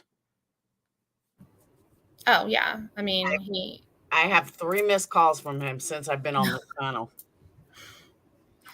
So yeah, he can't. Even though this is probably so much smaller audience. Well, yeah, I mean, every night find it odd. He didn't come up here. The link's been pinned, so I mean, he didn't make an appearance over here at all. So just call him on his phone, Queen. Why don't you just call him on his phone? He gives his phone number everywhere. That's like his answer to everything. It's like, what? They didn't call me on the phone. Nobody wants to call. I don't want to call you on the phone. It's crazy. Crazy. Yeah. Well, I appreciate you coming up and chit chatting and hanging out too. And bringing Salty up too. This was a good live, and I really think that him apologizing to Sleuth Mom, you know what I'm saying, really helped too. Yeah, helped that clear the air. He told me his battery was at like 4%, and then I said, "Well, charge it," and then he said I lost connection. Yeah, it's all good. I know he's probably got shit to do, and you know what I'm saying. We've been on here for almost a couple 2-3 hours, so I know people have a hard time staying that long on lives, watching them that long. Yeah. You know what I mean? So I'll probably jump off of here soon, and that way people can have a chance to watch it, and hopefully they'll get stuff out of it. It's really important, and I hope that it's shared out, and I hope people get a chance to. Yeah, please share it because pay attention, you know what I'm saying, to what he's doing to these families, because it's awful, man. It really truly is the shit they have to deal with. Like he said, like Sleuth Mom said, that one woman, Sherry, I believe she said, she hasn't slept in almost 2 weeks because she's so upset and sick to her stomach and scared about his threats and stuff like that. So that's awful. Before I get off, can I just address something real quick in chat? Yeah, yeah, girl. Yeah. Cinnamon Bear, perception is everything. And I'm going to tell you why. He didn't not stay with me. I dissed him. I'm the one that, just because I didn't say it publicly, my patrons knew what I said to him privately. Everybody knew what I said to him. So just because I don't announce it publicly, and I said, how I adored him publicly, there's a reason why you do things publicly, but he never dissed me. He never left me. He didn't stay with me. I'm the one. No, I could tell. Matter of fact, your body language to me spoke volumes, because you were really trying hard to be nice, and you were really trying hard not to be rude, and be like, what the look on your face was like, what the fuck, dude? Yep. Seriously. And I was so glad at the end of it. And I know you were trying to keep your composure because he was your guest, and I've been there too. You want to be nice, and you want to be, you know what I'm saying? You don't want to be rude. You don't want to be like that to someone on your panel. You know what I'm saying? I get it. So I could tell though you were done. And then at the end, I think you were so overwhelmed with it. You were like, you know what? You're so full of shit. Yep. When he tried to pull that, oh my God, we got a call. I got a call. Like he does with his fake phone calls when he's in a bind. Yep. You were like, nope, you are so full of shit. I'm done. And I was like, yep, I knew it. I could just tell you had, you know what I mean? You had enough. Because my thing is, if he wants to lie to people, and I've said this publicly and privately, if you want to lie to your subs, or you want to go on a channel that lies to your subs, then you go right ahead, but it's not going to be my channel. I don't lie to my subs, and I'm sorry, but I just don't, and never have, and never will. And that's actually hypocritical, because I did kind of say, how I adored him and this and that, because I was trying to save face. But at the end of the day, I've said it privately, and I'll say it publicly on my own channel, and I'll say it publicly here. I never liked his lies. And the minute I found out he was lying, I was done. The second I found out about the C&D, I was the first one to put it out there. He never even confirmed it. But I don't like the fact he's a male chauvinistic pig, and I've told him that. I don't like the fact that he thinks he's better than everybody. I don't like the fact that I caught him in lies and that he's scamming. And as soon as I found this out too, I went public about it. So I just didn't like his ways. And even with Sleuth Mom, I told him he can't do this and that. Let him have Doug. Let him be with Doug. Let him quote to Doug, preach to Doug how wonderful Doug is. And I called him on that too. I said, you go on Doug's channel, you made me and Tyler look like assholes. I said, you're sitting there like, oh, this is the only channel I give information. I go, subs don't know who you are, Jim. Subs don't know that your personality. They don't know that you're doing this, and you're saying dumb shit just to be funny. They don't know that. They think that if you're telling people only listen on this channel, then that's the channel they're going to listen to. I was like, and I know you don't understand YouTube etiquette and you don't understand how this works, but that is how this works. And I think it's absolutely vile that, you run around and after all the work me and Tyler have done, you make us look like assholes. And I will not have that. And I told Tyler how I felt. I said, Tyler, because Tyler hates drama. But I said, not trying to get you wrapped up in drama. This is when I was away. I said, but Jim called me at like 1:45 in the morning and I told him he needs integrity because he made me and Tyler look like assholes. And that was not cool at all. And I just haven't said it publicly because I haven't been around. So that's well, I appreciate you coming over here too. Like I said, I really do. I know that sometimes you're like, damn, it hits y'all at once, and I know you've been gone. And I was like, well, you like, I missed. I'm like, oh shit. Get up here because you missed a whole hell of a lot, girl. Get your ass up here. And I didn't even turn on. I kept up with patrons, but I did not even turn on YouTube. I was out. I was taking a vacation. It was probably the longest I've ever gone without popping on YouTube. And I'm like, when I get home, I got so much stuff to do. I got paperwork. I got candles to make. I got to put together a pool and so much to do. And I was like, and then I saw you alive. I was like, all right, I haven't been around. I got to find out what's going on. So here we are. But yeah, and like I said, it was a lot to go over. So I was like, girl, you're gonna have to come up. We'll have to go. We'll have to go over it because the first when we first started talking about it, Voices had came up, and she's like, I worked with him. Well, she said she worked with him she's known him for 5 years, but then she said she worked with him from 2007, and I'm like, hold on, that's not adding up right because 2007, 2022. You've only known him 5 years. So I was like, hold on a sec. Did she know him previous to this? Because then she was like, in 2010, we're going to have an argument like we did back then. So I'm like, maybe she misspoke and said 5 years and meant like longer. I don't know. Apparently she's known this PI for a long time. She's had interactions with him for years. And she, Good Egg was trying to explain to her about, the stuff like the fraud, the fraudulent stuff that you'd already done with the football equipment and shit like that. And she's like, yeah, I'm well aware of it, which is, was fine. But the cold calls and stuff, that was what we were like really upset about. And I guess she didn't know anything about him doing that. So I don't know. A lot of people are learning kind of like who he is. Yeah. After they have him on their panels, after they speak with him, and you know what I'm saying? And he was really rude last night. He was on a channel. Let me think what it was. I'm trying to think the name of it. Read Miss B's comment. Miss B, I totally agree. I just didn't want to say it. But I totally agree with Miss B.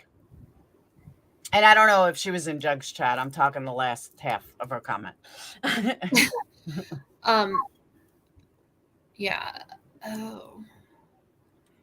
But you want to know something? As much as I don't like her anymore, she is a big reason where my eyes were opened up to Jim and not because she did anything, but I was listening to a panel she was on and she sat there saying how, Jim was coming on our channel to bring on the Wadsworth. Right. And that was the exact same thing he told me earlier. And she's not a true crime channel at all. And I was like, So you're promising this to all the women in your life, like all the women on YouTube? Bitch, sit down. I'm not playing these fucking games. And that was Friday that I heard this. So she would have said it Thursday. And I was listening to it Friday. And yeah, I think he like stood or he like said he was coming on and he just didn't show up or something like that. Never showed up because he didn't want to leave Doug. Yeah, NorCal girl, you're right. That monkey Mar, I watched it. Yeah, and he's like, and came he on was there with the mask. He was insulting them so badly the whole time. He kept calling them like old and unattractive and like he's like, you dumb bitches, you bitches don't have the cease and desist. You should be better prepared. And he's in there on a mat with a mask on and glasses. About, like, you know, donkey's ass. He called the one woman like 65. She's like, I'm not even 6. Like he kept insulting them. I'm like, ladies. I mean, they were annoyed, but I'm like, you shouldn't be putting up with this. It's ridiculous. Well, and again, you know, like I said, a lot of people are, you know, they try to be nice. They're not trying to be rude and be shitty with them. You know what I mean? Like they're trying to be, you know, a good. I just can't stand him. There ain't no way I'd be able to be nice like y'all do. You guys, I understand you try to be, you know, keep your composure. And those ladies did very, very well last night, even for being called bitches and stuff like that. They, you know, and talked about and just really well, and you know what though? I noticed that when you and he was on your panel, and Laura, and you guys were going over Jess Crime Time with Jess. I really like her. But he kept talking about that she looked like a man, that she needed to put her lipstick on right, that her fingers were sausages. What kind of man did she let hold her phone? It was disgusting. It was. I know, and that's why I keep saying, like, Jim, none of that matters. Just to, like, she could have asked so many more questions that was driving me nuts, but I didn't care about all the other bullshit. Like, and I told him that. I said that. Like, I don't care about any of this. Stop. It doesn't. Yeah, I heard you tell him to stop a few times. I'm like, this is disgusting. Just the way that, you know what I'm saying? Just the way he talks about families, about people who interview. He's disgusting. He's repulsive. It's not that. It's the way he talks about women in general. Whether it be the mother of a missing child, whether it be a YouTuber, he has zero respect for women publicly, and most won't call him out on it for whatever reason. Because of my candle business, people could dox me all day long. My address, everyone who buys a candle gets my address. So I'm not ever worried about being doxxed. My mom's been called, like, no problem. Been through it all. So I don't care what he plans to do. Why is he coming for you? You said he'll be coming for you. Why? What's his reason for coming for you? And I don't really know Doug that well. I don't really watch him very often at all. Actually, I really don't watch him too much at all. So I just found it. I don't know if that's his girlfriend that sits up there with him or his wife or whatever. The crime and justice lady. I don't know who she is. I don't know if that's their channel together or what, but I noticed that he says some really disturbing shit. Yeah, I was like, what? It was bad. It was bad. The shit he was saying was fucking bad. Because he has no respect for women. What kills me too is there's so many people in there that support that bullshit. I don't understand how people can support that. I don't understand. Blows my mind. Like I had a fight with him on NGL's channel last year at some point, and I told him, like, you are such a male chauvinistic pig. And I really thought that it was, I kind of thought he was a narc, but I really wasn't sure. And I'm like, maybe it's just all an image. Maybe it's all just for entertainment value. Maybe it's really nothing big. And then when this case came around and I talked to him privately, and, you know, it just at first, you know, you got to feel someone out. And at first I'm like, yeah, it's all an act. And then the more we started talking on the phone, and he would like hang up when it wasn't about him anymore. And when I had something to say, I'd be like, no, bitch, you're going to stay on the phone and you're going to listen to what I have to say. And that's when I really knew he was beyond narcissist, because, and you might be right with sociopath. Yeah. But he just, like, if it's not him running his mouth, all of a sudden he's got to go. If he doesn't want to hear what you have to say, and especially if you're female, that's why I even message Tyler. I said, no, that's where the fake phone call comes into play. Oh, gotta beep, gotta go. Laura, I gotta go. Bye. I got a phone call. Guess what? You're really gonna like this one, Laura. Guess what? Laura? Oh, Lauren, check this out. This is a call you've been waiting on all night long. Guess what? You know what? I gotta go. I can't let him talk to you right now. We'll have to do it tomorrow. Bye. And then he just drops off. Like, you damn fuck. That is dead on of what he's done. And we need to play. You can't con a con man. You can't hustle a hustler. You can't bullshit a bullshitter. Those are his favorite lines. That's exactly right. And I said on, I think it was on my channel when he said that. And I wrote in chat, I was like, did he just call himself a con man? And everyone's like, yep, we caught that. And I said, hell yeah, he did. Like, the people, he talks so damn fast though. People don't even realize what the fuck he's saying. That's the biggest problem, though, is he's a fast talker. He's a wolf in sheep's clothing. You know what I mean? Like, he'll go up, he could sell ice to an Eskimo. Like, he could, you know what I'm saying? He could get down with the get down. But he's like so pathetic too, because I mean that like sad little website he has, and he keeps talking about like he has a career in media because he's been on ESPN, he's been on Howard Stern, and it's literally because one time 15 years ago, he got interviewed because he happened to like know somebody who, committed a crime, who was like a former college football player. It's like if you witness something, some sort of accident on the street, and the local news like stopped you and said, "Can you tell us about what happened?" And he's replaying that clip over and over again. He used to call into radio shows, and he thinks that calling into radio shows is like a career in media. Like, he didn't play Arena Football League. I've heard him say on MJL's channel, I have a timestamp where he also told her that he wants to play for the Denver Broncos. I mean, he'll say anything. Like, he doesn't all these accomplishments that he talks about are just like really kind of sad and pathetic.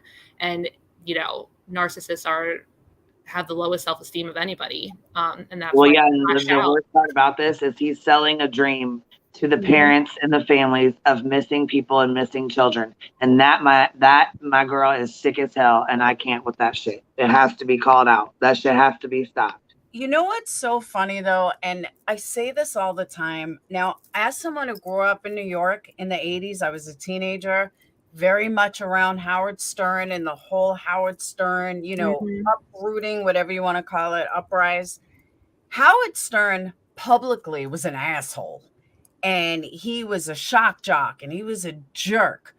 But you would not find one person that knew him privately that said he was anything other than a wonderful man, until he cheated on his wife and all that. But that's not what I'm talking about. Because Howard Stern is actually intelligent. Exactly. And, he's actually intelligent, and he has a specific voice, and he's using it. I used to listen to Stern like all the time back in the day. And, he's more like what Jim is like the people who like call into Howard Stern, like the guys who are just idolizing the crude part of it. Exactly. And that's bad enough. But then he also is just, this whole other thing is taking like to a whole other level. So I get mad when I hear people say like, oh, he's just funny. I just like his personality, he's rough around the edges. But like, no, he's actually not a private investigator, guys. Like, he's not. Nothing is real here. It's not like he's good at his job, but sometimes goes overboard. No. I was like 14 when I had to be like 16. And I remember sitting in the back of my parents' car, and we were going, I forgot where, but I was like, Dad, how do you listen to this guy? Like, all he does is curse, and he's annoying. And my dad's like, oh, Howard Stern's the best. And I was like, he's horrible.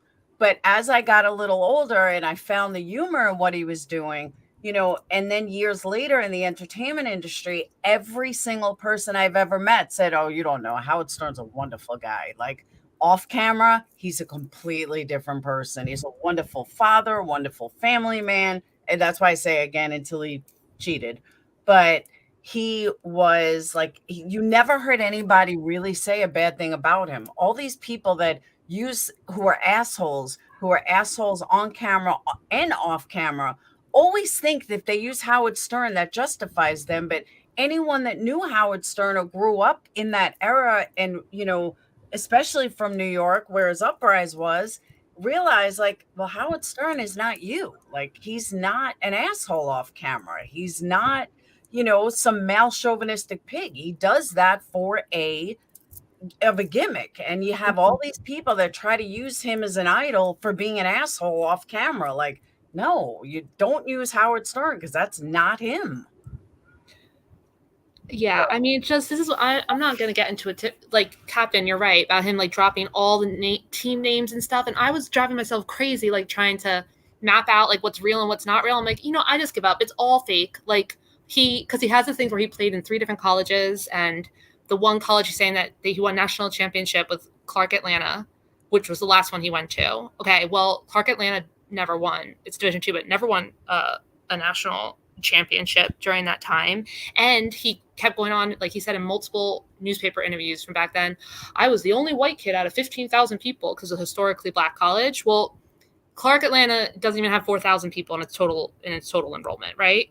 So then I'm like, going through digital copies of the Clark Atlanta like 1998, 1999 like yearbooks, and I'm like, why am I doing this? And then I realized the second college that he went to, that he said he played to, they had no football. Their entire football program was ceased after 1996 for 12 years, and that's another historically black college, HBCU. And then I'm like, okay, I'm like losing my mind. And then I found one interview where he said that he graduated from Clark Atlanta, which I kind of already knew he's probably lying about graduating. And he said that he had a degree in Black Studies and education, that he was a teacher right after school. The timeline does not work at all. Also, Clark Atlanta University does not offer a Black Studies undergrad bachelor's degree. And then I'm like finally kind of getting it down.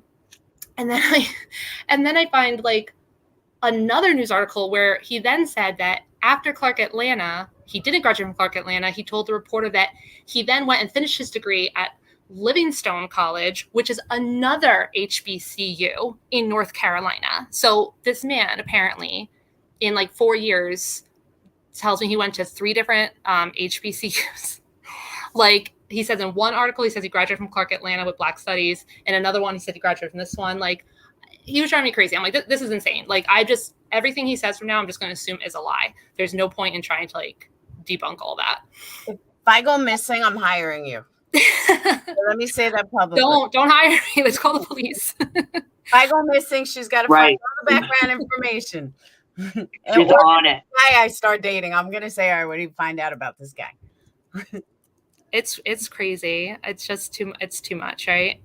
But I mean, I've like definitely, looked into some liars, like, and debunked some scammers, but there's like that pathological line where, ever met a person, I've only met one in real life, where they lie about things they don't have to lie about. Yep. Like they just do it. They just say really outlandish things and they can't help it. That's what I think like I'm dealing with here at this point. I absolutely. They said hire good egg, the PI, the real PI. Speaking of dumb lies, that was one lie that I caught him in, which made no sense when he told me. He called me and he's like, "Oh, this YouTuber, this big YouTuber was with 200,000 to 300,000 subs. Told me, Jim, what are you doing? You need to have a PayPal, blah blah blah." I didn't see any reason to deny that. He's been on a lot of channels. I'm sure someone has, caught him. And sure enough, that night or the next day, there's Doug saying, "Yeah, I told him he has to have a PayPal." And I'm like, really, Jim? You couldn't just say Doug told me? Doug doesn't have 200, 300,000 people. Doug has 33. Why wouldn't you just say, "Hey, Doug came to me and he's like, why'd you have to make it a spectacle?" That was Friday afternoon. That turned me off. I was like, wow. Why would you lie about something so meaningless and stupid? He does that a lot too, even with the people that he targets. He says like, it wasn't my idea. Like somebody reached out, like Dateline reached out to me and told me to call you, or somebody told me to get a PayPal, or like all my friends were saying I looked like your missing brother, so that's why I had to reach out. People wouldn't leave me alone about it. Like it's a common thing. It's crazy. Like, so that's why when you said about people lying about dumb things, that's the first thing I thought of, because there was no reason for him to do that. All he had to say, this was not even publicly, this was a private phone call. All he had to say, "Hey, what do you think of this? Doug told me I should probably get a PayPal, because, you make money and he makes money." And Tyler, like something like that, I would have been like, I agree. If people want to give you money, go for it. Right. But there was no openly- reason for him to make this big deal and lie for no reason. Right. I Like, mean, wow. he openly says he would never do anything pro bono. He's like, I would never do a pro bono job ever. And he like gets on people's cases for doing anything for free because he thinks if they're doing it for free, like what they're doing is worthless. So why would he have a problem? Cinnamon Bear says, I've thought for a while that Cinnamon Bear was Jim, because now Cinnamon Bear is telling me that Jim tries to keep a low profile. Yeah, He's a low profile. Definitely not. I need to know like what definition of low profile you're using, Cinnamon Bear, that you're telling me he tries to keep a low one. Yeah, he told me last week at some point, he told me, hey, I have this information. When can you go live? And I said, I can go live later. I can't do it now. I'm in the middle of working. Not even 20 minutes later, he jumps on Tyler's panel or Doug's panel, telling them the exact same thing. What? Jim, you can't wait 3 hours? Like, what is wrong with you? And this was all last week. And that's why I said he's chopping around to the highest bidder. This is unbelievable. I was like, how could you not wait literally 3 hours? Crazy. Absolutely crazy. Yeah, he doesn't keep a low profile. Yeah, that girl said low profile compared to who? Donald Trump? Like, yeah, like that doesn't make any sense. Just that you can't honestly believe everything he says. Yes, we know that, Cinnamon Bear. Obviously, I'm talking about interviews with newspapers, printed newspapers that he gave as saying, this is my business, this is my background. And yeah, we understand that we can't believe everything that he says, but he was lying to them. If I was interviewed for a newspaper because I'm running a football camp for teenagers, I'm not going to lie about my qualifications and my background. Yeah, if he's doing all this arena football, how would he have a football camp? Oh, this is going back. So this is like going back. So he started doing this camp. These like this like recruitment thing for like, which was kind of against NCAA regulations, and he had a big trouble. Like he is banned. He can't step foot on Pinellas County public school property. Or he'll be arrested.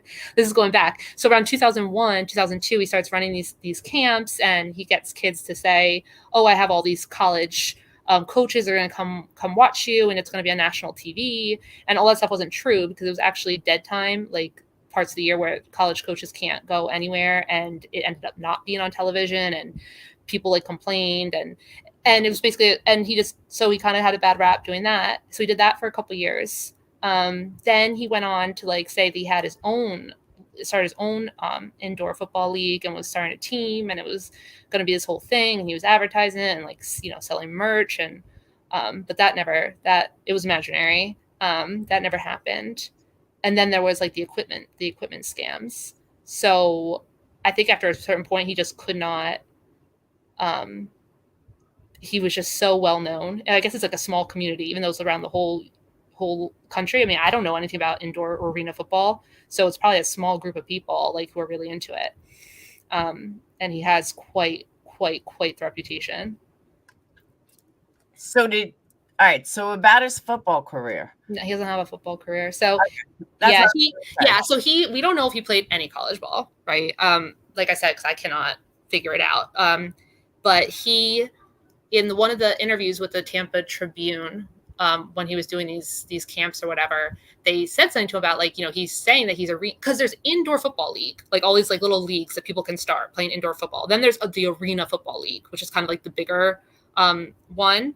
And he had said that he was an arena football league player, and they kind of called him out like, well, you actually have only played in one game ever, and it was for the AFL 2, which is like the developmental league, like a minor league farm system for the AFL. And he played one game, and he actually said like, well, it's kind of like splitting hairs or something like that. And so he's played in a lot of different teams where like, I mean, if you really wanted to, I mean, I guess you could probably go and get on the team as a place kicker for like one roster spot or whatever. And he does like join all these like independent little teams and stuff, but he didn't play NFL, because I heard him say he played on the Denver Broncos, which is a lie. He never played actual arena football league.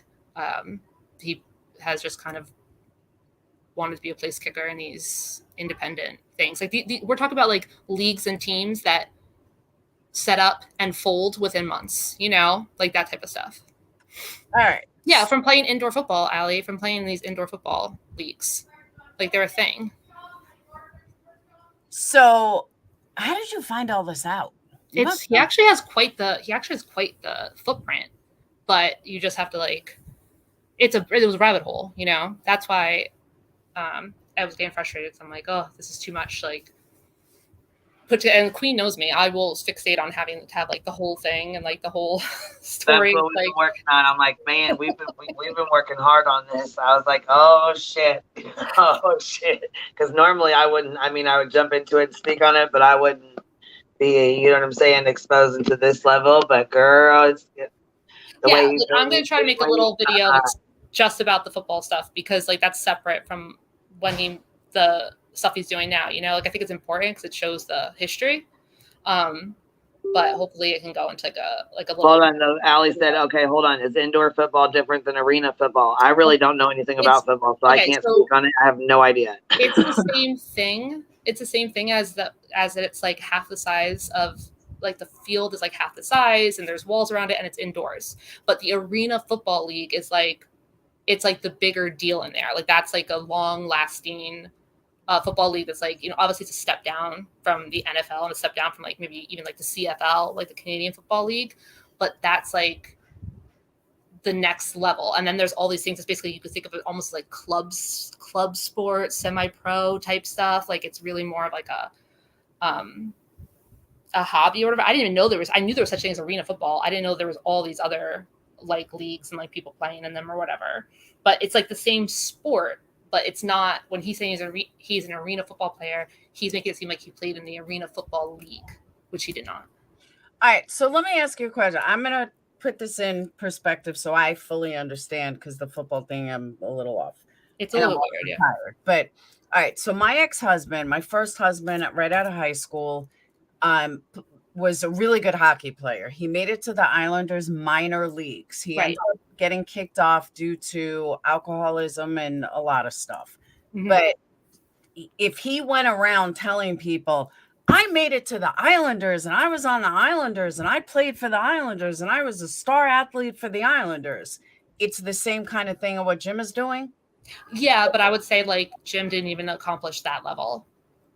But yeah, it would be like if your ex-husband went around talking about he was like a hockey legend. Okay. Because that's what I thought. Because like when I tell people he made it on the Islanders. No, he was on the Islanders minor league, which is a step away from he could go pro, but not quite there yet. And he fucked it up anyway. But yeah. And that's why when you were talking about Jim in the arena, and I'm like, I wonder if it's the same thing like Sean. I wonder if, and that's why I figured I'd put it in perspective. Okay. No, it's more like he played one game for the developmental, which is like the minor league of the AFL, which is already like, you know, like when they started like the XFL, like it's already such a step down from the NFL. Okay.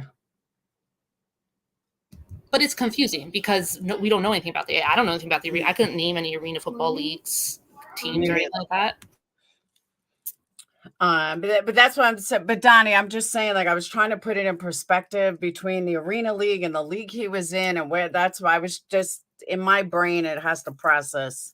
And that was the easiest way I can like process it, because I just like felt like that would be like my ex running around saying he made it to the Islanders and he's a pro and blah, blah, blah. You know what it would be like? It would be like if your ex then, you know, he started playing semi-pro hockey, like not a minor league, but like there are semi-pro hockey leagues where people play and get paid like $100 a game or something like that. And if he wanted to do that, it'd be like that. Okay. Gotcha. All right. Thank you for explaining that. That's crazy though. Like a farm team for, I didn't even, because I know arena football, like true arena football is big in certain places. Right? Am I wrong? I have no idea about football, but I know in some places it is very, very big. Some places it doesn't really matter at all. You know what I mean? Go ahead. I didn't mean to interrupt you today. Go ahead. No, I mean, I don't know. It was so confusing because, like, you know, he'll say, like, I played in this league, I started this league, I own this team. And then that sounds like some legit. And then it's like, it was imaginary. Like, it never happened. And, like, there was no field. Like, Okay, hold on. People are asking for this ESPN, the ESPN Oh, I interview know. he did. Okay, here, I'm gonna send it to you, and you can just play a piece of it real fast or whatever. I'll timestamp it to where he's on there, like chatting at the end or whatever. Give me 1 second.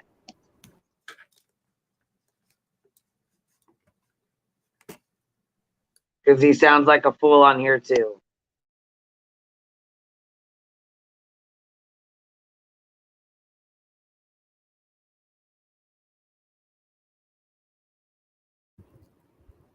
I found a really good article about him. It was actually from Deadspin, which, like, I love Deadspin. It's like a sports website.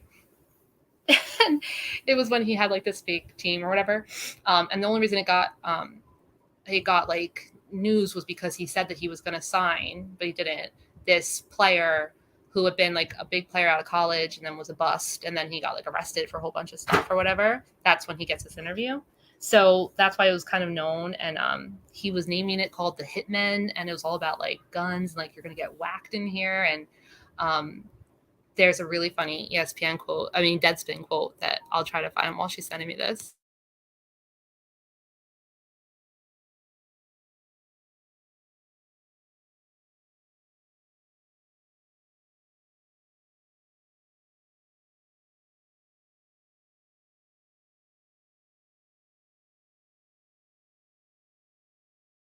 Did you see it's me comment?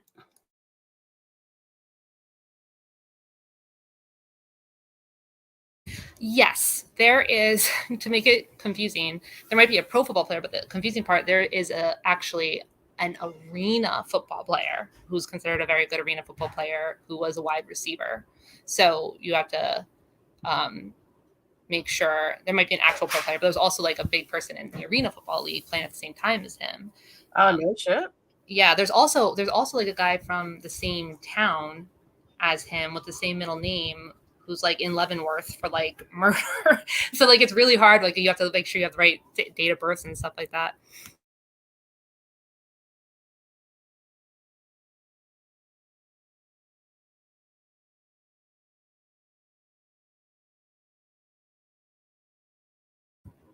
Yeah, so here's the Deadspin article from August 2006.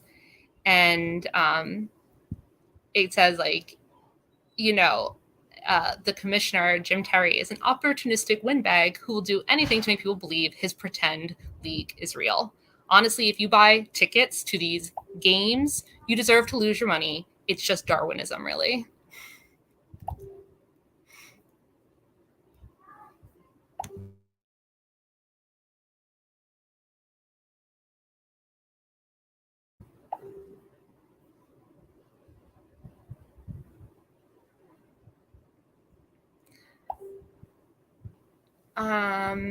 Yeah, I think we could just play the audio of it, and then I'm probably have to jump down. Actually, Queen, let me try to figure out how to do that. How do we know though? How do we know if the Jim Terry that we're talking about, if there's also an arena Jim Terry? Did the other arena Jim Terry get like have all the credentials that this one's trying to take? No, the other one is a wide receiver.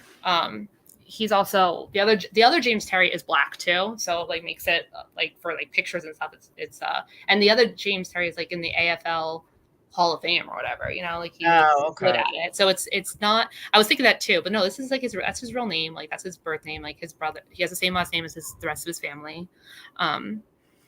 So, but he's just like kind of like a character, I guess. Wow. Yeah, and I don't know whose video that is, so I don't want to play it on here.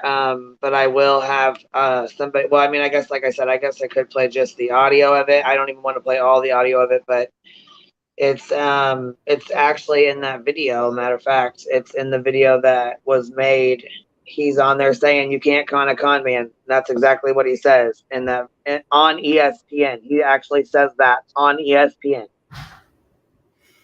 I don't think I can play it without sharing the tab though, because that's where the I audio is. can. Hold on. I can.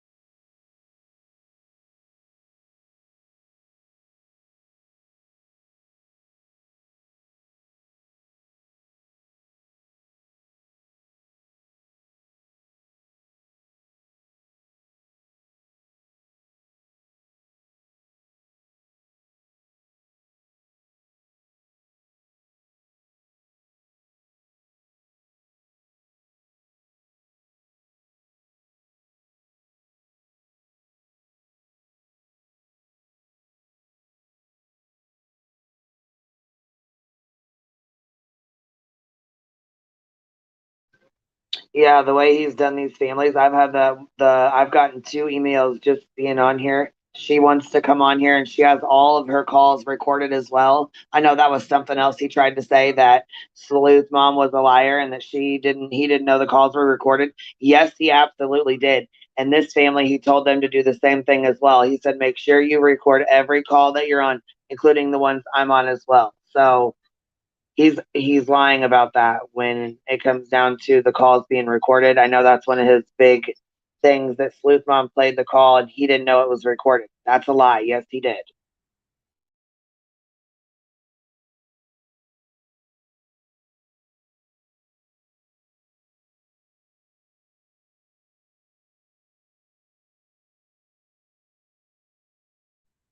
And I really felt really bad for Candace and Justin, the way he was talking about them being parents and stuff. You know what I'm saying? Their child's missing, and the only thing you can sit here and talk about is these horrible things about their child, and you think you're doing something good. Like, it's disgusting. If your son went missing and he talked to you the way he talked to Candace, what would you do, Laura?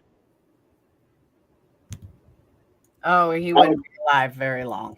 Yeah, I would lose my shit. For real. And just like how he spoke to Candace's husband, wow. Like, just putting someone down, you lost the fight. Yeah, right there, you just lost the fight. Cappy in chat, you should see what I have. I just saw your comment, and you should see what I already have backstage to screen share. When Queen, if you see it, can you screen share what I put up? It's not an audio. Cappy said the same thing. He's like, I bet I could throw this football right over the mountains. It's exactly what it reminds me of. We think exactly alike.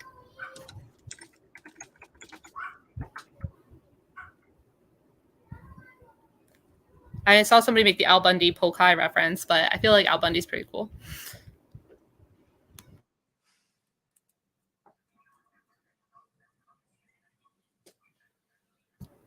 All right, Queen, I have got to jump down, but I had such a good time. It was very nice to meet you, Laura, as well. You too. I have to get going too. I have so much to do today. Well, yeah. But I want to thank you guys for having me. I want to thank everyone in chat, and also Salty, if you're still listening, I will call you in a little while. And thank you for coming up and apologizing, Sleuth Mom. And I hope you all have a wonderful day. I'll be online. I'll be on tonight at some point after I try to put together this pool. And I will see you all later. Bye. Thank you so much for coming up, and thank you, Good Egg, for all your help and research and stuff like that too. You know what I mean? I appreciate you, and thank you, Laura, for coming up as well. Thank you for reaching out to Salty. Thank you, Sleuth Mom, for coming up. And thank you guys for being here in the chat. Candace, thank you for coming up as well. And anyone else that I missed, I appreciate everybody that comes up on panel. And hopefully we get the word out, Have a good day, everybody.